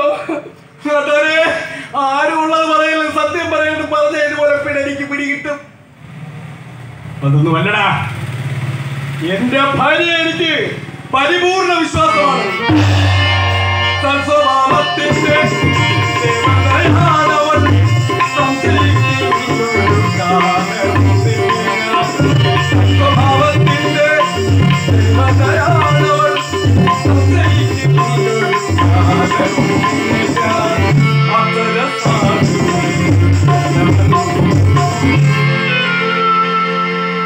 നീ പറഞ്ഞത് ഞാൻ വിശ്വസിക്കണമെങ്കിൽ എനിക്ക് തെളിവ് തന്നേ പറ്റൂ. അയ്യോ സേനാനായക, ഇതിന് തെളിവ് അല്ലാണ്ട് പിന്നെ വേണമെങ്കിൽ ഒരു തെളിവ് ഞാൻ തരാം. എന്താ ഈ കാശി ഉറക്കത്തിൽ സംസാരിക്കാറുണ്ടോ? എനിക്കെങ്ങനെ അറിയാം? ഞാൻ അവൻ്റെ വീട്ടിലാണ് കിടത്ത. കാര്യം പറയും. ഒരു 2-3 ദിവസത്തിന് മുമ്പ് ഞാൻ കുറച്ച് കാര്യങ്ങളൊക്കെ തീരുമാനം എടുക്കുന്നതിന് വേണ്ടി അവൻ്റെ വീട്ടിലേക്ക് ഒന്ന് പോയി. അവിടെ ചെന്ന് സംസാരിച്ചും പറച്ചൊക്കെ ഇരുന്നു. പിന്നെ അല്പം വീശി. പാതിരാത്രി ആയിപ്പോയി. അവിടെ അങ്ങ് കിടന്നു. നമ്മൾ രണ്ടുപേരും അവൻ്റെ കട്ടിൽ ഒരേ കിടക്കൈ. അവൻ കിടന്ന മാത്രമേ ഗൂർക്ക മലിശ ഉറക്കമായി. എനിക്ക് വീട് മാറി കിടക്കുകയല്ലേ, എനിക്ക് ഉറക്കം വരുന്നില്ല. ഞാൻ തിരിഞ്ഞും മറിഞ്ഞും കിടക്കാണ്. പാതിരാത്രി ഒരു 1:30 മണിയായി കാണും. അവൻ എന്റെ കൈ അവന്റെ നെഞ്ചത്തെടുത്ത് വെച്ച് തലോടുന്നു. എന്റെ പെണ്ണിന്റെ ഇഷ്ടമല്ല. നീ എന്തിനാ കാക്കക്കരമ്പിനെ സ്നേഹിക്കാൻ പോയി? നമ്മൾ തമ്മിലുള്ള സ്നേഹബന്ധം അവൻ ഒരു കാരണവശാലും അറിയരുതേ. എന്റെ പൊന്നിന്റെ ഇഷ്ടമല്ല. എന്റെ പൊന്നീ, എന്റെ ഇഷ്ടമല്ല. എന്റെ പൊന്നീ, ഇതെല്ലാം പറഞ്ഞിട്ടെന്താ സേനാനായക? എന്റെ കയ്യിൽ അവൻ ഒരു 5-6 ഉമ്മ. പിന്നെ അവൻ എന്നെ പെടുത്തിയ പാടൊന്നും പറയണ്ട. നിർത്തോ എടാ, ഞാൻ അവളെ 1000 കഷ്ണങ്ങളായി ചിന്തുവിടാ. സേനാനായക, അവിവേകം ഒന്ന് കാണിക്കണേ. ഉറക്കത്തിൽ ഒരു പിച്ചും ഭയം പറഞ്ഞെന്ന് കരുതി ഇതൊരു തെളിവാണ്. പിന്നെ സംശയം തോന്നിയ സ്ഥിതിക്ക് വിടരുത്. അങ്ങ് ഒരു സമ്മാനം പ്രിയതമയ്ക്ക് കൊടുത്തിട്ടില്ലേ? സമ്മാനിച്ചിട്ടില്ലേ?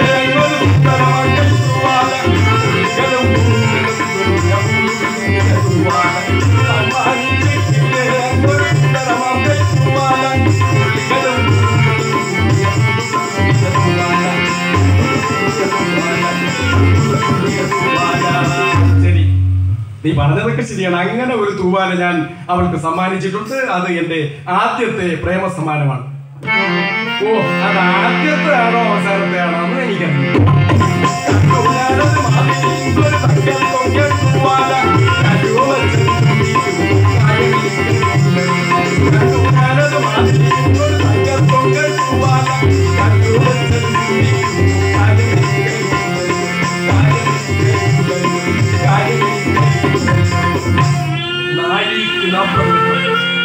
അയാൾ ആ തൂവാല വെച്ചങ്ങ് ചുംബിക്കുന്നു. നീ കാശിയുടെ കയ്യിൽ കണ്ട ആ തൂവാല എന്റേതാണെങ്കിൽ അവളെന്റെ പ്രതികാരത്തിന് തികയില്ല. കാറ്റിൽ പരത്തും ഞാനോ കാശിയോ ജനിച്ചതാ ഈ സൂര്യജീവിതം. കാശിയോ ജനിച്ചതാ ഈ സൂര്യജീവിതം.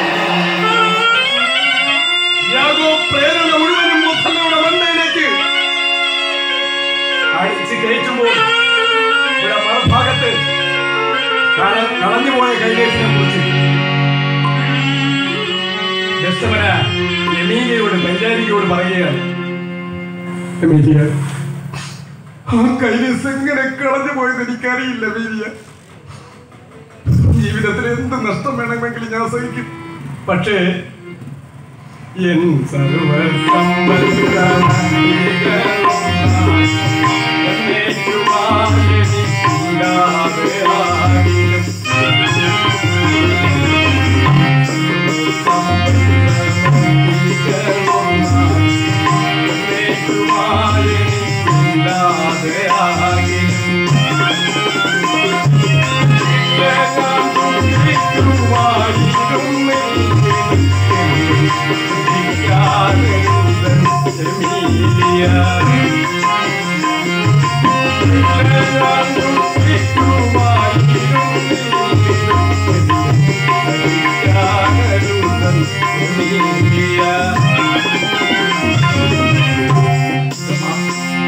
അദ്ദേഹം വരുന്നുണ്ട് കേട്ടോ, സൈന്യാധിപൻ വരുന്നുണ്ട്.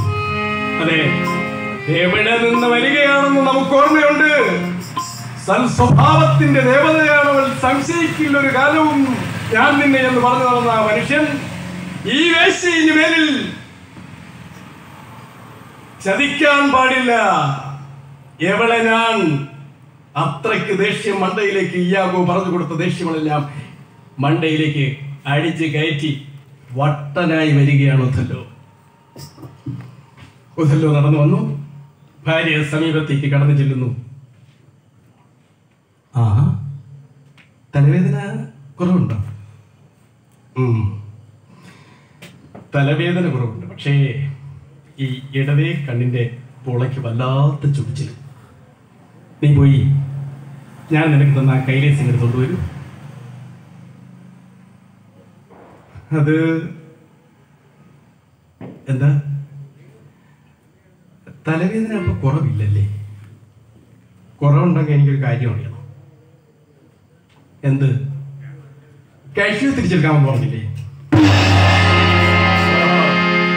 ഞാൻ അങ്ങനെ പറഞ്ഞു. എന്താ തലവേദന കുറവില്ല? എടി, തലവേദന കുറവുണ്ട് ഞാൻ പറഞ്ഞില്ലേ? എന്റെ വലതേ കണ്ണിന്റെ പോളയ്ക്ക് വല്ലാത്ത ചുടിച്ചിൽ. ഞാൻ കൈലേസ് എടുത്തോണ്ട് വരൂ. പെട്ടെന്ന് തന്നെ അവൾ കയ്യിലിരുന്ന കൈലേസ് അദ്ദേഹത്തിന് കൊടുത്തു. അദ്ദേഹം ആ കൈലേസ് ഒന്ന് നോക്കി, അത് പെട്ടെന്ന് ചുരുട്ടി മടക്കി ഒരാൾ വെച്ചു കൊടുത്തു. ഈ കൈലേസ് അല്ല, ഞാൻ നിനക്ക് പ്രേമസമാനമായി തന്ന കൈലേസ്, അതാണ് എനിക്ക് വേണ്ടത്. ഓഹോ, അതിപ്പോ എന്റെ കൈവശം ഇല്ല. കൈവശം ഇല്ലേ? കൊണ്ടുപോയി കളഞ്ഞോ? ഇല്ല, കളഞ്ഞില്ല. എന്നെ പോയി എടുത്തോണ്ട് വരൂ. എനിക്കത് കാണണം, പോയി എടുത്തോണ്ട് വരൂ. ഒരുപക്ഷെ കളഞ്ഞു പോയാൽ, ഒരുപക്ഷെ കളഞ്ഞു പോയാൽ, എടി നിനക്ക് അറിയത്തില്ല ആ കൈലേസിന്റെ മഹാത്മ്യം. ഈ കൈലേസ് എനിക്കൊരു അമ്മ തന്നതാണ്. അമ്മ മരണസമയത്ത് കിടക്കുമ്പോൾ എന്നെ അരികത്തേക്ക് വിളിച്ചിട്ട് പറഞ്ഞു, തന്നന്ത്യവേളയിൽ നൽകിയിട്ടമ്മ ചൊന്നോട്, എന്റെ അരികിലേക്ക് വിളിച്ചിട്ട് അമ്മ മരണശൈലിയിൽ കിടക്കുമ്പോൾ നീ കൈലേസ് തന്നിട്ട് പറഞ്ഞു, നീ ഇത് നൽകണം സമ്മാനമായി നിന്റെ മനയ്ക്ക്. നീ കല്യാണം കഴിക്കുമ്പോ നിന്റെ പെണ്ണിന് ഇത് കൊടുത്തേക്കണം, സമാനമായി നൽകണം നിന്റെ മനയ്ക്ക്. അമ്മയ്ക്ക് ഇതെങ്ങനെ കിട്ടിയാണെന്നറിയാമോ? ഒരു ഈജിപ്തുകാരി മന്ത്രവാദിനി തന്ന് 6 മാസം ഈ കൈലേസുമായി കയറിയിരുന്ന് മന്ത്രം ജപിച്ച് മന്ത്രശക്തി വരുത്തിയാണ് അമ്മയ്ക്ക് ഇത് സമ്മാനിക്കുന്നത്. അമ്മയ്ക്ക് ഈജിപ്തുകാരി മന്ത്രവാദിനി തള്ള കൊടുക്കുമ്പോൾ, അവര് കൊടുക്കുമ്പോൾ പറഞ്ഞു കൊടുത്തു, ഇതാരാന് നൽകിലോ നഷ്ടപ്പെടുവിലോ ഭർത്താവിനെ പ്രിയദർശനായിരുന്നു അത്രയ്ക്കേകം അന്യാധീനമായിരുന്നു. ഇതാർക്കെങ്കിലും കൊടുക്കുകയോ കൈവശം വരികയോ ചെയ്താൽ ഭർത്താവിന് അപ്രിയദർശനായിരുന്നു അത്രയ്ക്കേകം അന്യാധീനമായിരുന്നു.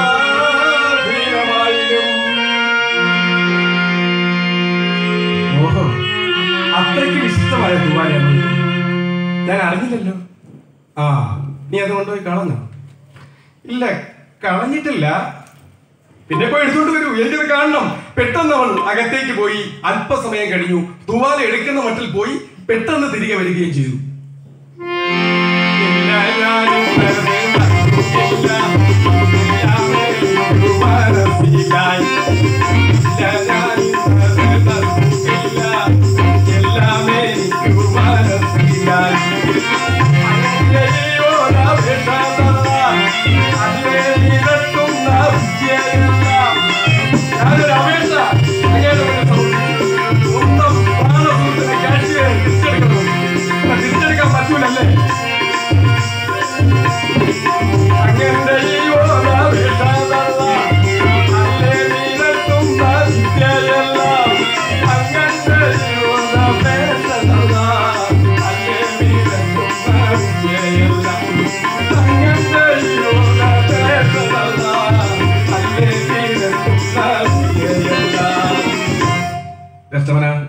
നീ കളിക്കാതെ പോയി കൈലെടുത്തോണ്ട് വരും, എനിക്കത് കാണണം.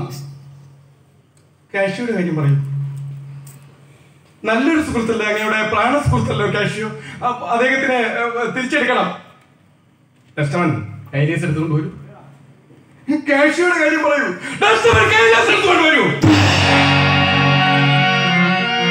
പിന്നെ അദ്ദേഹം അവിടെ നിന്നില്ല, ഒരു ഗർജനമായിരുന്നു അത്. ഇറങ്ങിപ്പോകുന്നു, ദേഷ്യപ്പെട്ട് പോകുന്നു. എമിലിയ, അദ്ദേഹം ദേഷ്യപ്പെട്ട് കഴിഞ്ഞുകൊണ്ട് പോകുന്നുണ്ടോ? വിളിപ്പിക്കാം. എമിലിയ വേണ്ട, അദ്ദേഹത്തിനെ എപ്പോൾ വിളിപ്പിക്കണ്ട. അദ്ദേഹം വളരെ ദേഷ്യപ്പെട്ട് കോപപ്പെട്ട് പോവുകയാണ്. അദ്ദേഹം ഇങ്ങ് വരട്ടെ, സമാധാനമായിട്ട് വരട്ടെ. ഞാൻ കൈലേസിന്റെ കാര്യമെല്ലാം അദ്ദേഹത്തിനോട് പറഞ്ഞ് മനസ്സമാധാനപ്പെടുത്താൻ അങ്ങ് വരട്ടെ. ഇവർ തമ്മിൽ സംസാരിച്ചുകൊണ്ട് നിൽക്കുമ്പോൾ ദേ വരുന്നു കാഷ്യോയും ഇയാഗോയും വരുന്നു. ഇയാഗോ വന്ന ഉടനെ ചോദിച്ചു, അല്ല കൊച്ചമ്മ എന്തിനാ കരയുന്നേ? കൊച്ചമ്മ യജമാനെ വഴക്ക് പറഞ്ഞു. വഴക്ക് പറഞ്ഞോ? എന്തിന്? അദ്ദേഹത്തിന് എന്തിനാ സുഖേട്? വട്ടായോ? ഞാൻ ചെന്ന് അദ്ദേഹത്തിനെ സമാധാനപ്പെടുത്തിക്ക് വരാം. കാഷ്യോ, നീ ഇവിടെ നിൽക്കണേ, ഞാൻ ഇപ്പൊ വരാം കേട്ടോ. ഒരു 10 മിനിറ്റിനുള്ളിൽ വരാം, നീ ഇവിടെ ഇരിക്കും. ഇയാഗോ കാഷ്യോയെ ഡസ്റ്റമനയുടെ അടുത്ത് നിർത്തിയിട്ട് പോയി. എന്തോ കൊസറാക്കൊല്ലി കൊലസ്റ്റൊപ്പിക്കാൻ പോയിരിക്കുകയാണ്. കാഷ്യോ കണ്ട മാത്രയിൽ തന്നെ ഡസ്റ്റമന ചോദിച്ചു. സഹതാപാന്തരായ ഡസ്റ്റമന അവരോട് ചോദിക്കുന്നു, എന്താ കാഷ്യോ, സൈന്യത്തിലേക്ക് തിരിച്ചെടുത്തില്ല അല്ലേ? ഇല്ല കൊച്ചമ്മ. സാരമില്ല, ഞാൻ അദ്ദേഹത്തിനോട് ഒന്നുകൂടെ ഒന്ന് പറയാം, തന്റെ കാര്യം ഒന്നുകൂടെ പറയാം. എങ്കിലും എനിക്ക് സന്തോഷമായി. അങ്ങനെ ഇല്ലാത്ത കാര്യങ്ങൾ നിരവധി ഉണ്ടായിട്ട് കൂടി ഉത്തരവാദിത്തങ്ങൾ ഏറ്റെടുക്കുന്നു ഡസ്റ്റമന. ആത്മസംതൃപ്തിയോടുകൂടി കാഷ്യോയെ പുറത്തേക്ക് പോകും. പുറത്തേക്ക് തെരുവിൽ ചെന്നപ്പോൾ കാഷ്യോയെ തേടി ഒരു പെണ്ണ് വരുന്നു. സഹോദരരെ, ഈ പെണ്ണ് ഈ കഥയിൽ ആദ്യമാണ്.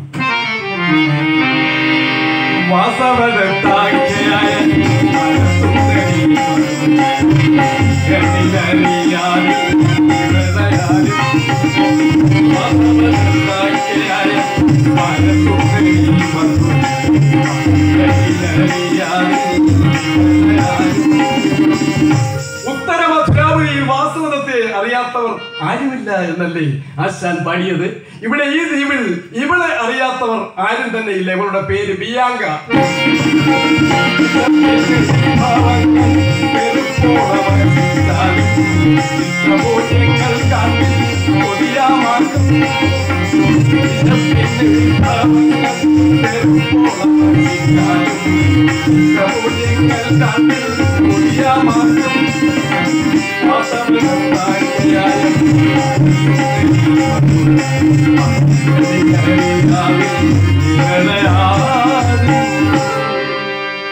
ജോലി നഷ്ടപ്പെട്ട ദിവസം മുതൽ കാഷ്യോയ്ക്ക് ഇയാഗോ കൊണ്ടുവന്ന് പരിചയപ്പെടുത്തി കൊടുത്തതാണ് ഇവളെ ബിയാങ്കയെ, ഈ നാട്ടിലെ ഗണിക വേശ്യ. ഇവളെ എന്ന് മുതൽ കാഷ്യോ പരിചയപ്പെട്ടു അന്ന് മുതൽ ഇയാൾക്ക് ഇവളോട് തോന്നി ഒരു ഏത് പ്രേമം. ഉപഗുപ്തന് തോന്നിയ അതേ വികാരം ആർക്ക്? വാസവദത്തോടും തോന്നിയ വികാരം. പ്രിയപ്പെട്ടവരെ, എവളെ എന്ന് മുതൽ കണ്ടോ അന്ന് തുടങ്ങി എവിടെ ഇങ്ങോട്ട് കടന്നു വരുന്നത് കണ്ടപ്പോൾ കാഷ്യോ ചോദിക്കുന്നു,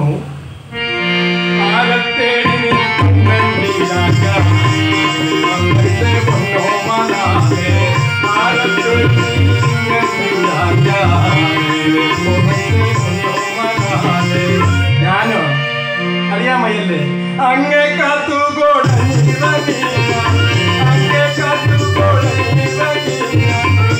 ഓഹോ നീ എന്നെ കാത്തു കാത്ത് കാണാതെ വന്നതാണല്ലേ. മാമകാനന്ദ സൗന്ദര്യറാണി മാമകാനന്ദ സൗന്ദര്യറാണി. യവനെ കാണാതെ യവൻ വന്നതാണ്. ആര്? ബിയാങ്ക വന്നതാണ്. ബിയാങ്കയെ അവൻ അടുത്തേക്ക് വിളിക്കുന്നു. ബിയാങ്ക വാ, എന്തായാലും നീ വന്നതല്ലേ, നിനക്ക് ഇതുവരെ ഞാനൊരു സമ്മാനവും നൽകിയിട്ടില്ലല്ലോ, നിനക്ക് ഞാൻ ഒരു സമ്മാനം തരാം. ഇത് കണ്ടോ, ഒരു തൂവാല, വിശിഷ്ടമായ തൂവാല. ഇത് കൊള്ളാമല്ലോ. ആരു നൽകിയ നല്ല കയ്യേ, ആരു നൽകിയ നല്ല കയ്യേ. അല്ല പെമ്പിള്ളേരും കൊണ്ട് തന്നതാണോ? സത്യം പറയല്ലേ, എന്റെ നാക്കറിഞ്ഞപ്പോ ഇതെനിക്ക്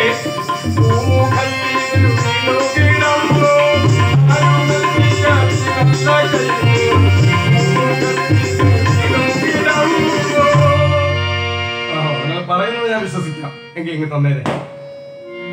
അവിടെ കൈലേസ് വാങ്ങി. കൺമണിയും കാമുകനും തേ അകലെ പോയി പറയുന്നു.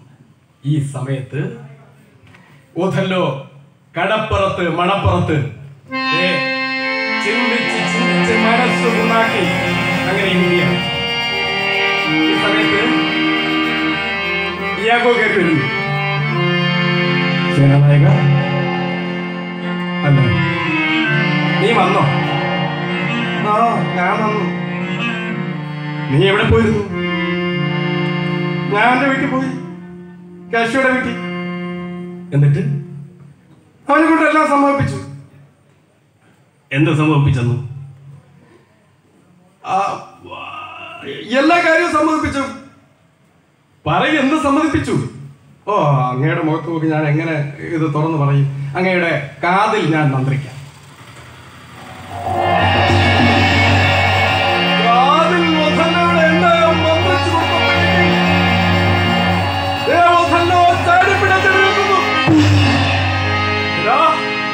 അവനങ്ങനെ പറഞ്ഞു. അതെ, അങ്ങയുടെ ഭാര്യ അങ്ങയെ ചതിച്ചു. ഇത് ലോകത്ത് നടക്കാത്ത കാര്യമൊന്നുമല്ല. ലോകത്ത് ഇഷ്ടം പോലെ ഭർത്താക്കന്മാരുണ്ട്, മണ്ടന്മാര് ഭർത്താക്കന്മാര്. ഉലടയായ കഥ ഭാര്യ പതിവത കുലമണി വിശ്വസിക്കുന്നവർ. ഉലടയായ കഥ ഭാര്യ പതിവത കുലമണി വിശ്വസിക്കുന്നവർ. അവരെ ഹൃത്തിൽ പ്രതിഷ്ഠിച്ച് പുനരേറിയവരും അത്തരം വിഷമല്ലാതവർ. അവരെ ഹൃത്തിൽ പ്രതിഷ്ഠിച്ച് പുനരേറിയവരും അത്തരം വിഷമല്ലാതവർ. വിഷമല്ലാതവർ വിഷമല്ലാതവർ. അവൻ മരുന്നുണ്ട് കേട്ടോ. നമ്മളെ പ്രതീക്ഷിക്കുന്ന ആൾ വരുന്നുണ്ട്, കാഴ്ച വരുന്നുണ്ട്. അവൻ ഇങ്ങോട്ട് വരുമ്പോഴത്തേക്ക് അങ്ങൊരു 5 മിനിറ്റ് ഒളിച്ചു നിൽക്കാമോ? ഞാൻ അവനെ കൊണ്ട് സമ്മതിപ്പിച്ച കാര്യങ്ങളെല്ലാം അങ്ങയുടെ മുഖതാവിൽ ഞാനിപ്പോൾ തെളിയിപ്പിച്ചു തരാം. ഒരു 5 മിനിറ്റ്. മുതല് ഓടി ഒളിക്കുന്നു ഇരുളിലേക്ക്. വരുന്നു. വരണം മിസ്റ്റർ ലെഫ്റ്റനന്റ് കാഷ്യൂ. ഞാനിപ്പോ ലെഫ്റ്റനന്റ് ഒന്നും അല്ല. ഇല്ലാത്ത പദവി ചേർത്ത് എന്നെ ആക്ഷേപിക്കും. ആ പദവിയല്ല, അതിന്റെ അപ്പുറത്തെ പദവി കിട്ടാൻ പോവയല്ലേ. പക്ഷേ അവളെ പിടിവിടരുത്. ഡസ്റ്റവന് മുറുകെ പിടിച്ചോളണം. ശ്രദ്ധ മുഴുവൻ ഇപ്പോൾ കാഷ്യോയിൽ കേന്ദ്രീകരിച്ചിരിക്കുകയാണ്. ഇയാഗോ പറയുന്നതൊന്നും ഒഥല്ലോയ്ക്ക് കേൾക്കണ്ട. തൊട്ടടുത്തൊരു കതിനാ പൊട്ടിച്ചാൽ പോലും ഒഥല്ലോ അറിയില്ല. എല്ലാ ശ്രദ്ധയും കാഷ്യോയിൽ കേന്ദ്രീകരിച്ചിരിക്കുന്നു. ഈ സമയത്ത് ഇയാഗോ ചെന്ന് കാഷ്യോയുടെ കാതിൽ മന്ത്രിക്കുന്നു. അവളുണ്ടല്ലോ, അവള് നിന്റെ മറ്റവള് ബിയാങ്ക, അവള് വിചാരിച്ചിരുന്നെങ്കിൽ നിന്നെ ഇതിനു മുമ്പേ എന്നെ സൈന്യത്തിലേക്ക് തിരിച്ചെടുത്തേനെ. ഈ അടക്കം പറഞ്ഞത് ഒഥല്ലോ കേട്ടില്ല. ബിയാങ്കയുടെ കാര്യം പറഞ്ഞപ്പോൾ കാഷ്യോ ചിരിച്ചു. ശരിയാണ്, ശരി. അവള് വിചാരിച്ചിരുന്നെങ്കിൽ എന്നെ സൈന്യത്തിലേക്ക് തിരിച്ചെടുത്തേനെ. അവള് ഞാൻ കടപ്പുറത്തിരിക്കുമ്പോ അവിടെ വന്നിരിക്കുന്നു, എന്റെ തോളി കെട്ടി വീണ് കരച്ചിലോടെ കരച്ചില്. ഞാൻ അവളെ കല്യാണം കഴിക്കണം അത്ര. എടാ യാഗോ, എനിക്ക് അവളെ കല്യാണം കഴിക്കാൻ പറ്റൂടാ. ഇവിടെ കാഷ്യോ പറഞ്ഞത് ആരാ? ആ ബിയാങ്കയുടെ കാര്യം, തെരുവേശിയുടെ കാര്യം. ഇവിടെ ഒഥല്ലോ കേൾക്കുന്നത് എന്താ? തന്റെ ഭാര്യയുടെ അസ്തമന അവന്റെ കഴുത്തിൽ കെട്ടിവീണ് കരഞ്ഞെന്ന് അവനെ കല്യാണം കഴിക്കാൻ മോഹിച്ചു പറഞ്ഞു അത്രേ. നോക്കണേന്ന് കോലും കോണും ഉപയോഗിച്ച് യാഗോ സർവ സന്നാഹങ്ങളും ഉപയോഗിച്ച് സെറ്റ് ചെയ്തിരിക്കുന്ന കാര്യങ്ങൾ. ഇത്രയും ആയ സ്ഥിതിക്ക് ആരുടെ ഭാഗ്യത്തിന് അവളും വരുന്നു, ബിയാങ്ക. അവള് വെറുതെ അല്ല വന്നത്, അവൻ കൊടുത്ത പ്രേമസമാനവുമായിട്ടാണ് വന്നത്, കൈലേസുമായിട്ടാണ് വന്നത്. അവൾ ചോദിക്കുന്നു, കാഷ്യോ എന്ന കാമുകൻ കണ്ടാൽ നല്ല കോമളൻ, കാഷ്യോ എന്ന കാമുകൻ കണ്ടാൽ നല്ല കോമളൻ, കണ്ടില്ലല്ലോ കാഷ്യോ എന്ന കാമുകൻ കണ്ടാൽ നല്ല കോമളൻ, കണ്ടാൽ നല്ല കോമളൻ. എന്താ സ്നേഹിതൻ എവിടെ? അവൾ ആ കൈലേസുമായിട്ട് ഇങ്ങോട്ട് വന്നു. അവൾ കയ്യിലിരുന്ന കൈലേസ് ചുരുട്ടി മുടിക്കാൻ മോന്തൊക്കെ പല്ലോളം കൊണ്ടു തന്ന കൈലേസ് എനിക്ക് കൊണ്ടു തന്നിരിക്കുന്നു. എന്നോട് ഈ പണി വേണ്ട. എന്നെ സ്നേഹിക്കുന്നെങ്കിൽ എന്നെ മാത്രം സ്നേഹിച്ചോണം. എന്റെ വീട്ടിൽ വരണമെങ്കിൽ 9 മണിക്ക് അവിടെ വന്ന് ഹാജരായിക്കൊള്ളണം, അല്ലെങ്കിൽ പിന്നെ അങ്ങോട്ട് വരണ്ട. അവൾ ആ കൈലേസും എറിഞ്ഞു കൊടുത്തിട്ട് കുടുങ്ങി ഒരൊറ്റ പോകും. ആ കൈലേസും എടുത്തുകൊണ്ട് തൊട്ടു പിറകെ കാഷ്യോ നടന്നു പോകും. ഇത്രയും ആയ സ്ഥിതിക്ക് ഇയാഗോ ഒഥല്ലോയെ വിളിക്കുന്നു. സൈന്യാധിപ, ഒന്നിറങ്ങി വരണേ. ഒഥല്ലോ ഇരുളിൽ നിന്നും വെളിച്ചത്തിലേക്ക് വരുന്നു. കണ്ടോ? ഇപ്പൊ കണ്ടോ കാര്യങ്ങളൊക്കെ എങ്ങനെയായി? കാഷ്യോയുടെ കയ്യിലിരിക്കുന്ന തൂവാല എന്റേതാണോടാ?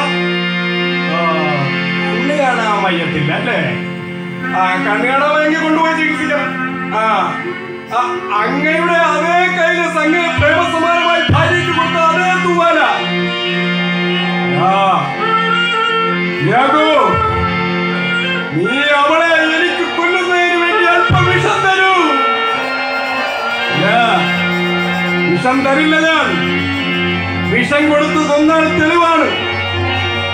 ഭാര്യ ഉറക്കത്തിൽ അങ്ങയുടെ അരിയിലല്ലേ കിടക്കുന്നത്. ഉറക്കത്തിൽ കഴുത്തി പിടിക്കുമ്പോ തീർത്തൊഴിപ്പിക്കുകയും പിടിച്ചേക്കണം. പിന്നെ അവൾ കിടത്തില്ല. അതേടാ, നീ പറഞ്ഞത് തന്നെയാണ്. ഇത്തരം വേശയെ ഇങ്ങനെ തന്നെയാണ് തോന്നേണ്ടത്. ഏതോ ഒരു കാഹളം കേട്ടു.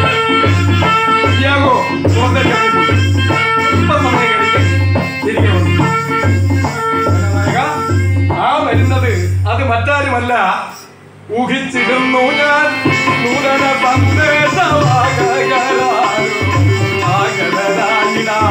ഊഹിച്ചിരുന്നു ഞാൻ നൂതന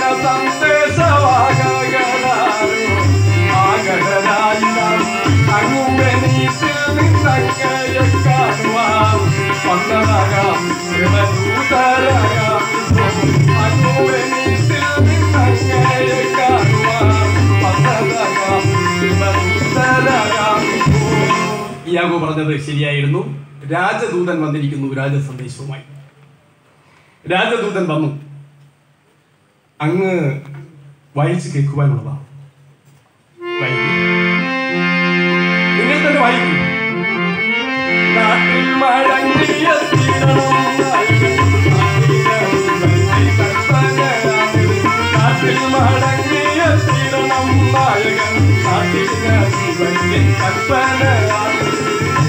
അങ്ങനെ ഉടനെ രാജസന്നിധിയിൽ വെനീസിൽ തിരിച്ചെത്തണം.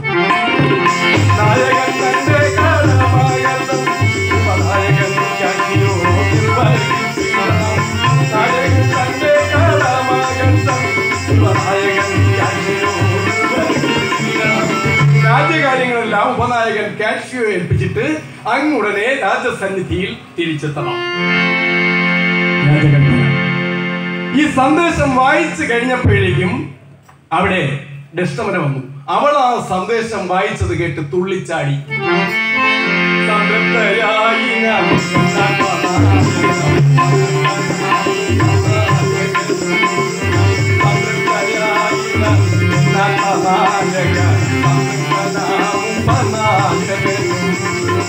ഞാൻ പറഞ്ഞില്ലേ, അപ്പോഴേ പറഞ്ഞില്ലേ കാഷ്യോ തിരിച്ചെടുക്കണം എന്ന് പറഞ്ഞിട്ട് ഒരു വിധത്തിൽ കേൾക്കത്തില്ല. ഇപ്പൊ രാജകൽപ്പന എന്താ? തിരിച്ചെടുത്തല്ലേ പറ്റൂ. സംതൃപ്തയായി ഞാൻ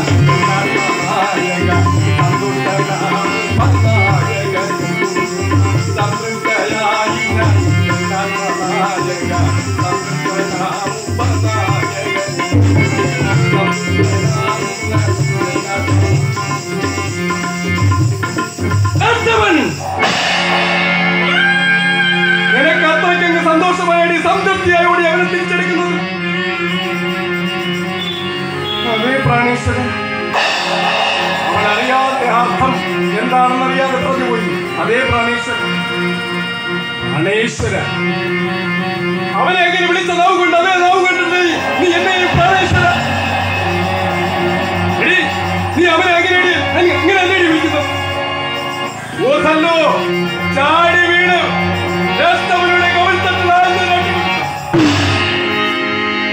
പട്ടാളക്കാരന്റെ കൈ നറുവെണ്ണ പോലെ നനുത്ത കവിൾത്തണം ഏറ്റവൻ പിടഞ്ഞുപോയി. ഞാനും അർഹിക്കുന്നില്ല, അർഹിക്കുന്നില്ലടി. അവൾ പൊട്ടിക്കഴിഞ്ഞുകൊണ്ടത് ബംഗ്ലാവിലേക്ക് നടന്നു പോകുന്നു. സൈന്യാധിപൻ രാജദൂതൻ അന്തം വിട്ടു നിൽക്കുന്നു. ഈ രാജ്യത്തിന്റെ സർവ്വ സൈന്യാധിപൻ സ്വന്തം ഭാര്യയെ തല്ലിയെന്നോ? ഇദ്ദേഹത്തിനെ കുറിച്ച് ഈ രാജ്യത്ത് എന്താ വിചാരിച്ചു വെച്ചിരിക്കുന്നത്? നമ്മുടെ രാജാവ് മാത്രമോ?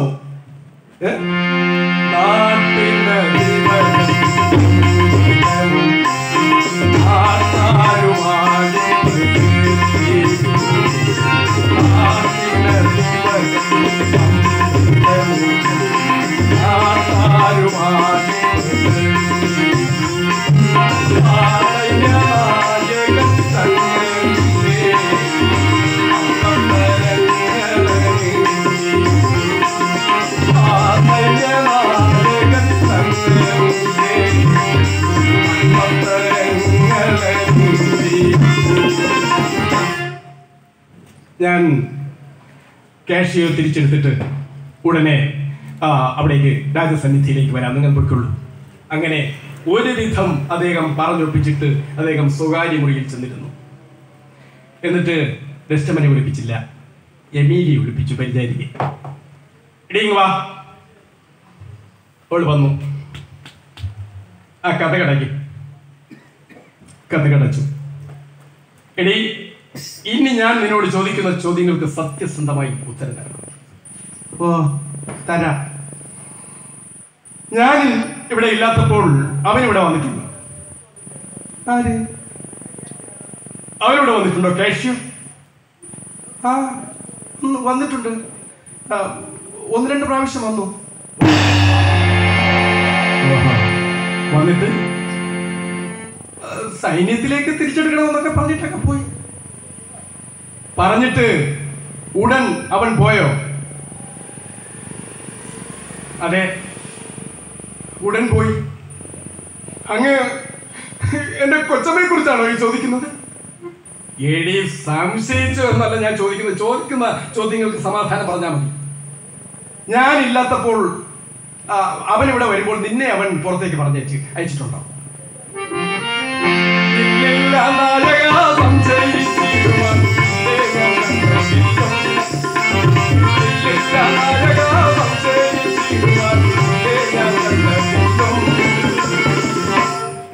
ശരിയാവത്തില്ല.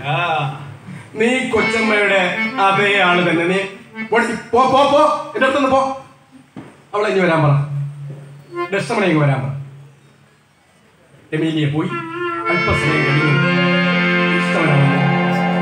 നോക്കൂ, അവളുടെ കവിൾത്തടത്തിൽ 5 വിരലിന്റെ പാടുകൾ, ചോര ചത്ത് കിടക്കുന്ന മാതിരി, പനനീർ പൂക്കൾ വിടർന്ന മാതിരിയുള്ള കവിൾത്തട്ടിൽ ചോര ചത്ത് കിടക്കുന്ന മാതിരി 5 വിരലിന്റെ പാട്. അവരുടെ ഇടതൂർന്ന നീല കാർകൂന്തലിങ്ങനെ കവിളിലൂടെ അർത്ഥത്തിൽ അവൾ സൗന്ദര്യവതിയാണ്. അങ്ങനെ വിളിപ്പിച്ചത്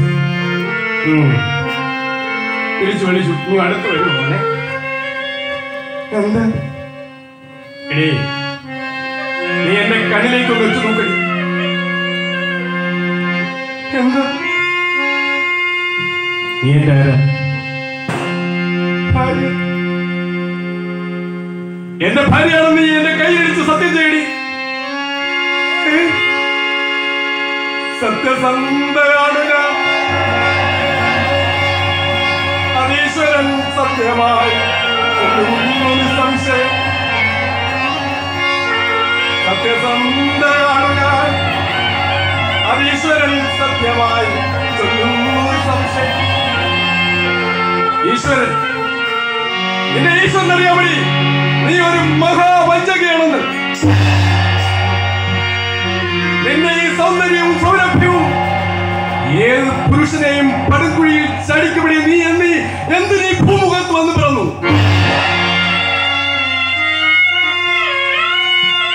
ഞാൻ ഏതർത്ഥത്തിൽ എങ്ങനെ യാതൊരു വിധത്തിലൊക്കെ ചതിച്ചു എന്ന് പറയും.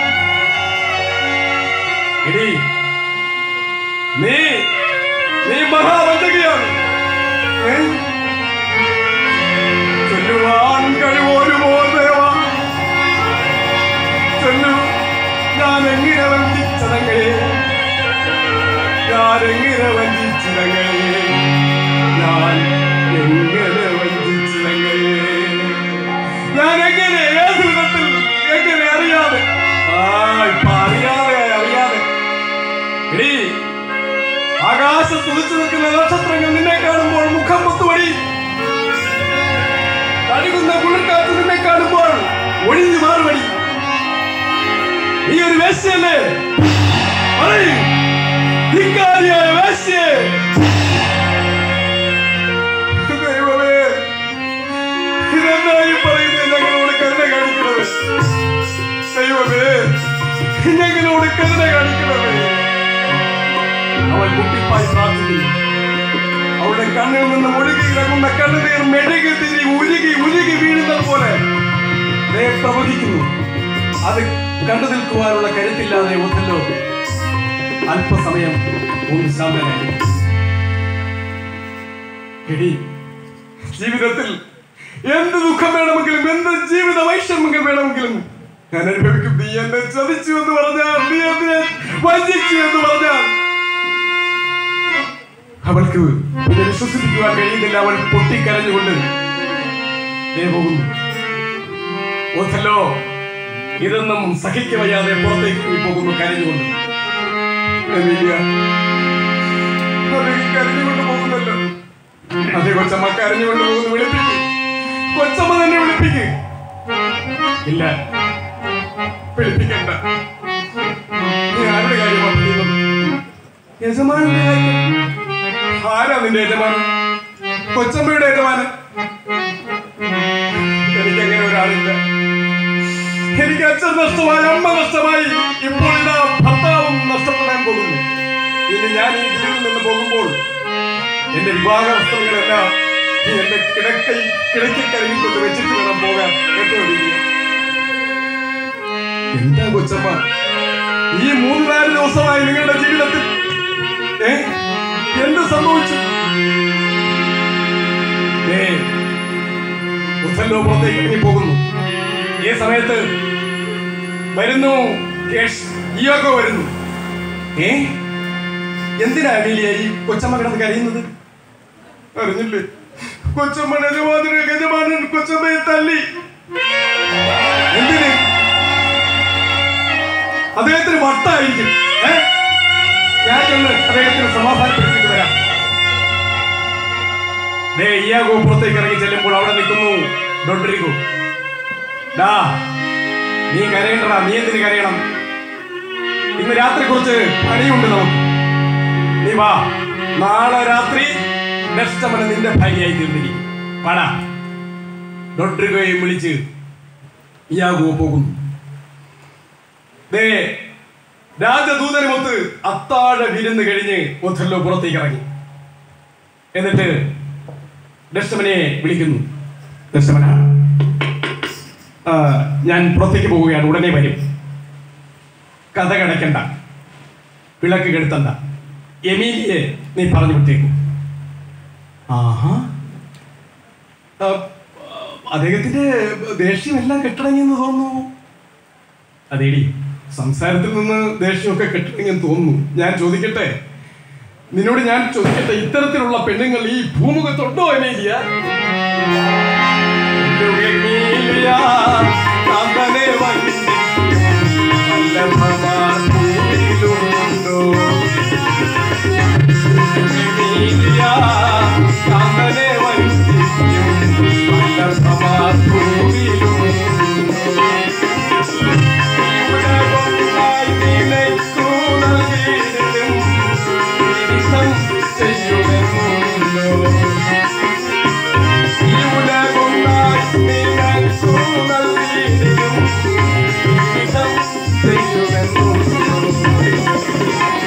നമ്മൾ രണ്ടുപേരും സ്ത്രീവർഗത്തിൽ പിറന്നവരാണെങ്കിൽ ഇതും ചെയ്യും, ഇതിന്റെ അപ്പുറവും ചെയ്യും. അന്ന് രാത്രി പ്രിയപ്പെട്ടവരെ, എമീലിയെ പറഞ്ഞു വിട്ടിട്ട് ഡെസ്റ്റമന ഉറങ്ങാൻ കിടന്നു. നേരം പാതിരാത്രിയായി. ഒഥല്ലോ ബംഗ്ലാവിന്റെ ഗേറ്റിൽ വന്നു നിൽക്കുന്നു. അദ്ദേഹം പുറത്തെന്തോ ശബ്ദം കേട്ട് ശ്രദ്ധിക്കുന്ന മാറി. അതെ, ഇന്ന് ഇയാഗോ എനിക്ക് വാക്ക് തന്നിട്ടുണ്ട്. അവൻ ഇന്ന് രാത്രി കാശിയോടെ കഥ കഴിക്കും. കുറച്ചു സമയം കഴിഞ്ഞപ്പോൾ ഒരു നിലവിളി കേൾക്കുന്നു. അതെ, കാശിയോടെ കൊന്നിരിക്കുന്നു. സ്വന്തം പ്രാണ സുഹൃത്തിനെ കൊല്ലാൻ ഞാൻ വാക്ക് കൊടുത്തിട്ട് ഞാനിതാ വഞ്ചിതനായവൻ ചാടി നിൽക്കുന്നു. വഞ്ചിതനായവൻ ചാടി നിൽക്കുന്നു. വന്നു കഴിഞ്ഞു ഇല്ലിനി താമസം വഞ്ചകി. ഒഥല്ലോ പെട്ടെന്ന് മുറിക്കകത്തേക്ക് കയറുന്നു. തന്റെ പ്രാണപ്രേയസിയുടെ അരികിലേക്ക് അദ്ദേഹം നടന്നെടുക്കുന്നു. ഡെസ്റ്റമനയുടെ അരികിലെത്തി അദ്ദേഹം വിറയ്ക്കുന്നു. ഈ വിളക്ക് ഞാൻ കെടുത്തിയാൽ അത് വീണ്ടും എനിക്ക് കൊളുത്താം. ഈ പൂ ഞാൻ പൊട്ടിച്ചെടുത്താൽ ഇതിന്റെ സൗരഭ്യം എനിക്ക് നുകരുവാൻ കഴിയുകയില്ല. അതുകൊണ്ട് ഈ ചെടിയെ നിലനിർത്തി തന്നെ ഇതിന്റെ സ്വർഗീയ സൗരഭ്യം എനിക്ക് ആവോളം നുകരണം. ഒഥല്ലോ പെട്ടെന്ന് ഭാര്യയെ ചുംബിച്ചു. വീണ്ടും ചുംബിക്കാൻ അടുത്തു ചെന്നു.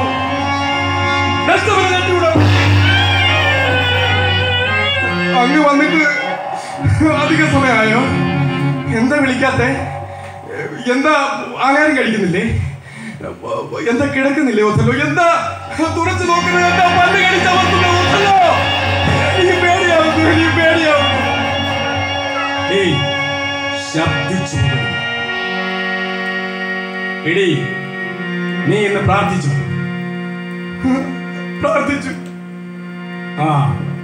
ഇനി എന്തെങ്കിലും പാപം യേശുവിനോട് ഏറ്റു പറഞ്ഞ് പ്രാർത്ഥിക്കുവാനുണ്ടെങ്കിൽ അതും കൂടെ നിർവഹിക്കണേ. എന്താ അങ്ങനെ പറയുന്നത്? എന്താ അങ്ങനെ പറയുന്നത്? നീ നിന്റെ ജീവിതത്തിലെ അവസാന നിമിഷങ്ങളെ സമീപിച്ചു കഴിയും. അയ്യോ, എന്താ? ഇനി ഞാൻ അവസാനമായി നിന്നോട് ചോദിക്കുന്നു, ഞാൻ നിനക്ക് തന്ന കയ്യില് നീ ക്യാഷ് വെച്ച് കൊടുത്തു? ഇല്ല, ഞാൻ കൊടുത്തിട്ടില്ല. അവൻ പറഞ്ഞടി, ആ കൈലേസ് അവന് കൊടുത്തു, നീ കൊടുത്തു? ഇല്ല, അങ്ങനെ അവൻ പറയുകയില്ല. വിളിപ്പിക്കും, നമുക്ക് ചോദിക്കാം, വിളിപ്പിക്കും. നീ പറഞ്ഞ സത്യമാടി. അവനെ എന്നെ വിളിപ്പിക്കാൻ കഴിയുകയില്ല. അവനെ ആണുങ്ങൾ കൊന്നു കൊലവിളിച്ചടി. എന്തിനാര്? ഓ, വളരെ സങ്കടമായി പോയല്ലേടി. എടി, നിനക്ക് അവനെ കൊന്നതിൽ വളരെ സങ്കടമായി പോയല്ലേ? ഓഥല്ലോ ചാടി വീണു, അവളുടെ കഴുത്തിൽ കുത്തിപ്പിടിച്ചു.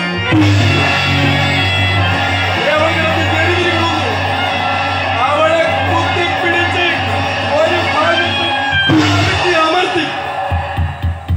വാതില്ലാവരും മുട്ടുന്നു. ആര്? ഞാൻ എമീലിയ. നിനക്കെന്ത് വേണം? പുറത്തൊരു കൊലപാതകം. ആര്? വെനീസുകാരൻ ഡൊഡ്രിഗോയെ കാഷിയെ കൊന്നു. കാഷിയെ കൊന്നോ? അല്ല, കാഷിയെ ഡൊഡ്രിഗോ കൊന്നു. ഓഹോ, അപ്പോ കാഷിയോ ജീവിച്ചിരിക്കുന്നു? അതെ അതെ. അങ്ങെന്താ പരിഭ്രമിച്ചു നിൽക്കുന്നത്? കൊച്ചമ്മ എവിടെ? എന്റെ കൊച്ചമ്മ എവിടെ? അവൾ അകത്തേക്ക് ഓടിച്ചെന്നു. മരിച്ചു കിടക്കുന്നു.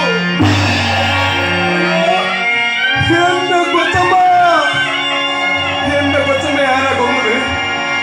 എന്റെ കൊച്ചമ്മ മരിച്ചു കിടന്നിട്ട് ആകെ സങ്കടപ്പെടുന്നില്ലേ? ഇല്ലടി, ഞാൻ എന്തിനു സങ്കടപ്പെടണം? ഞാൻ എന്റെ കൈ വെച്ചവള് ഞെരിച്ചു കൊന്നു. അയ്യോ, അവിവേകം കാണിച്ചിരിക്കുന്നു. എന്റെ കൊച്ചമ്മ പരിശുദ്ധയായിരുന്നു.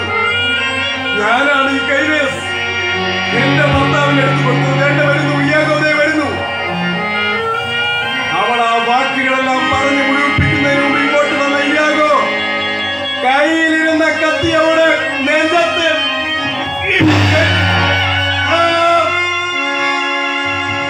എമീലിയ നെഞ്ചിൽ പൊത്തിപ്പിടിച്ചുകൊണ്ട് നടന്നു പോകുന്നു. എന്റെ കൊച്ചമ്മ പരിശുദ്ധയായിരുന്നു.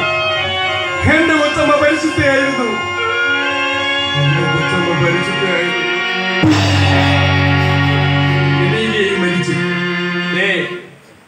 ഡെസ്റ്റമനയുടെ ഒഥല്ലോയുടെ കിടക്കമുറിയിൽ 2 പ്രേതങ്ങൾ. ഡെസ്റ്റമന, എമീലിയ. വാതിൽ വീണ്ടും ആരോ മുട്ടുന്നു. ഒഥല്ലോ ചെന്ന് നോക്കുമ്പോൾ രാജദൂതൻ വാളുമായി. ഈ സമയത്ത് രാജദൂതൻ നോക്കുമ്പോൾ ഇയാഗോയെ ഒഥല്ലോ മുറിക്കുള്ളിൽ കെട്ടി നിർത്തിയിരിക്കുകയാണ്. പെട്ടെന്ന് രാജദൂതൻ ചാടി വീണു. ഒഥല്ലോ, നിങ്ങൾ മഹാ അപരാധം കാണിച്ചിരിക്കുന്നു. നിങ്ങളും ഇയാളും കൂടി പാവം കാഷിയെ കൊല്ലാൻ ശ്രമം നടത്തിയല്ലേ? നിങ്ങൾ ഈ നിമിഷം മുതൽ ഈ നാടിന്റെ സർവ സൈന്യാധിപനല്ല. ഞാൻ നിങ്ങളെ ബന്ധിക്കാൻ പോകുന്നു. രാജദൂതൻ, എന്നെ ബന്ധിച്ചോളൂ. പക്ഷേ ഒരു നിമിഷം എനിക്ക് തരൂ. ഞാൻ വെനീസിൽ നിന്ന് വരുമ്പോൾ എന്റെ അരപ്പട്ടയിൽ ഒരു കത്തി ഉണ്ടായിരുന്നു.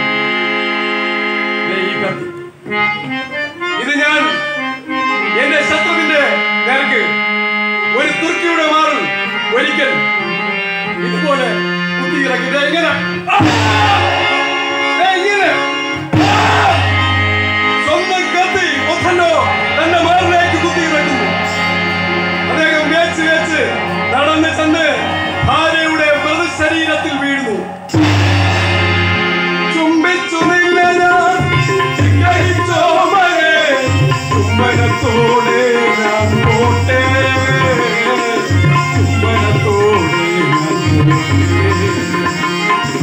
ചുംബിച്ചു നിന്നെ ഞാൻ നിഗ്രഹിച്ചോ മഴ, ചുംബനത്തോടെ ഞാൻ പോട്ടെ, ചുംബനത്തോടെ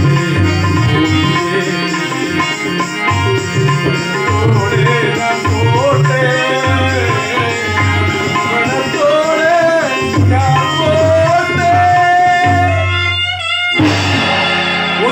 മരിച്ചു.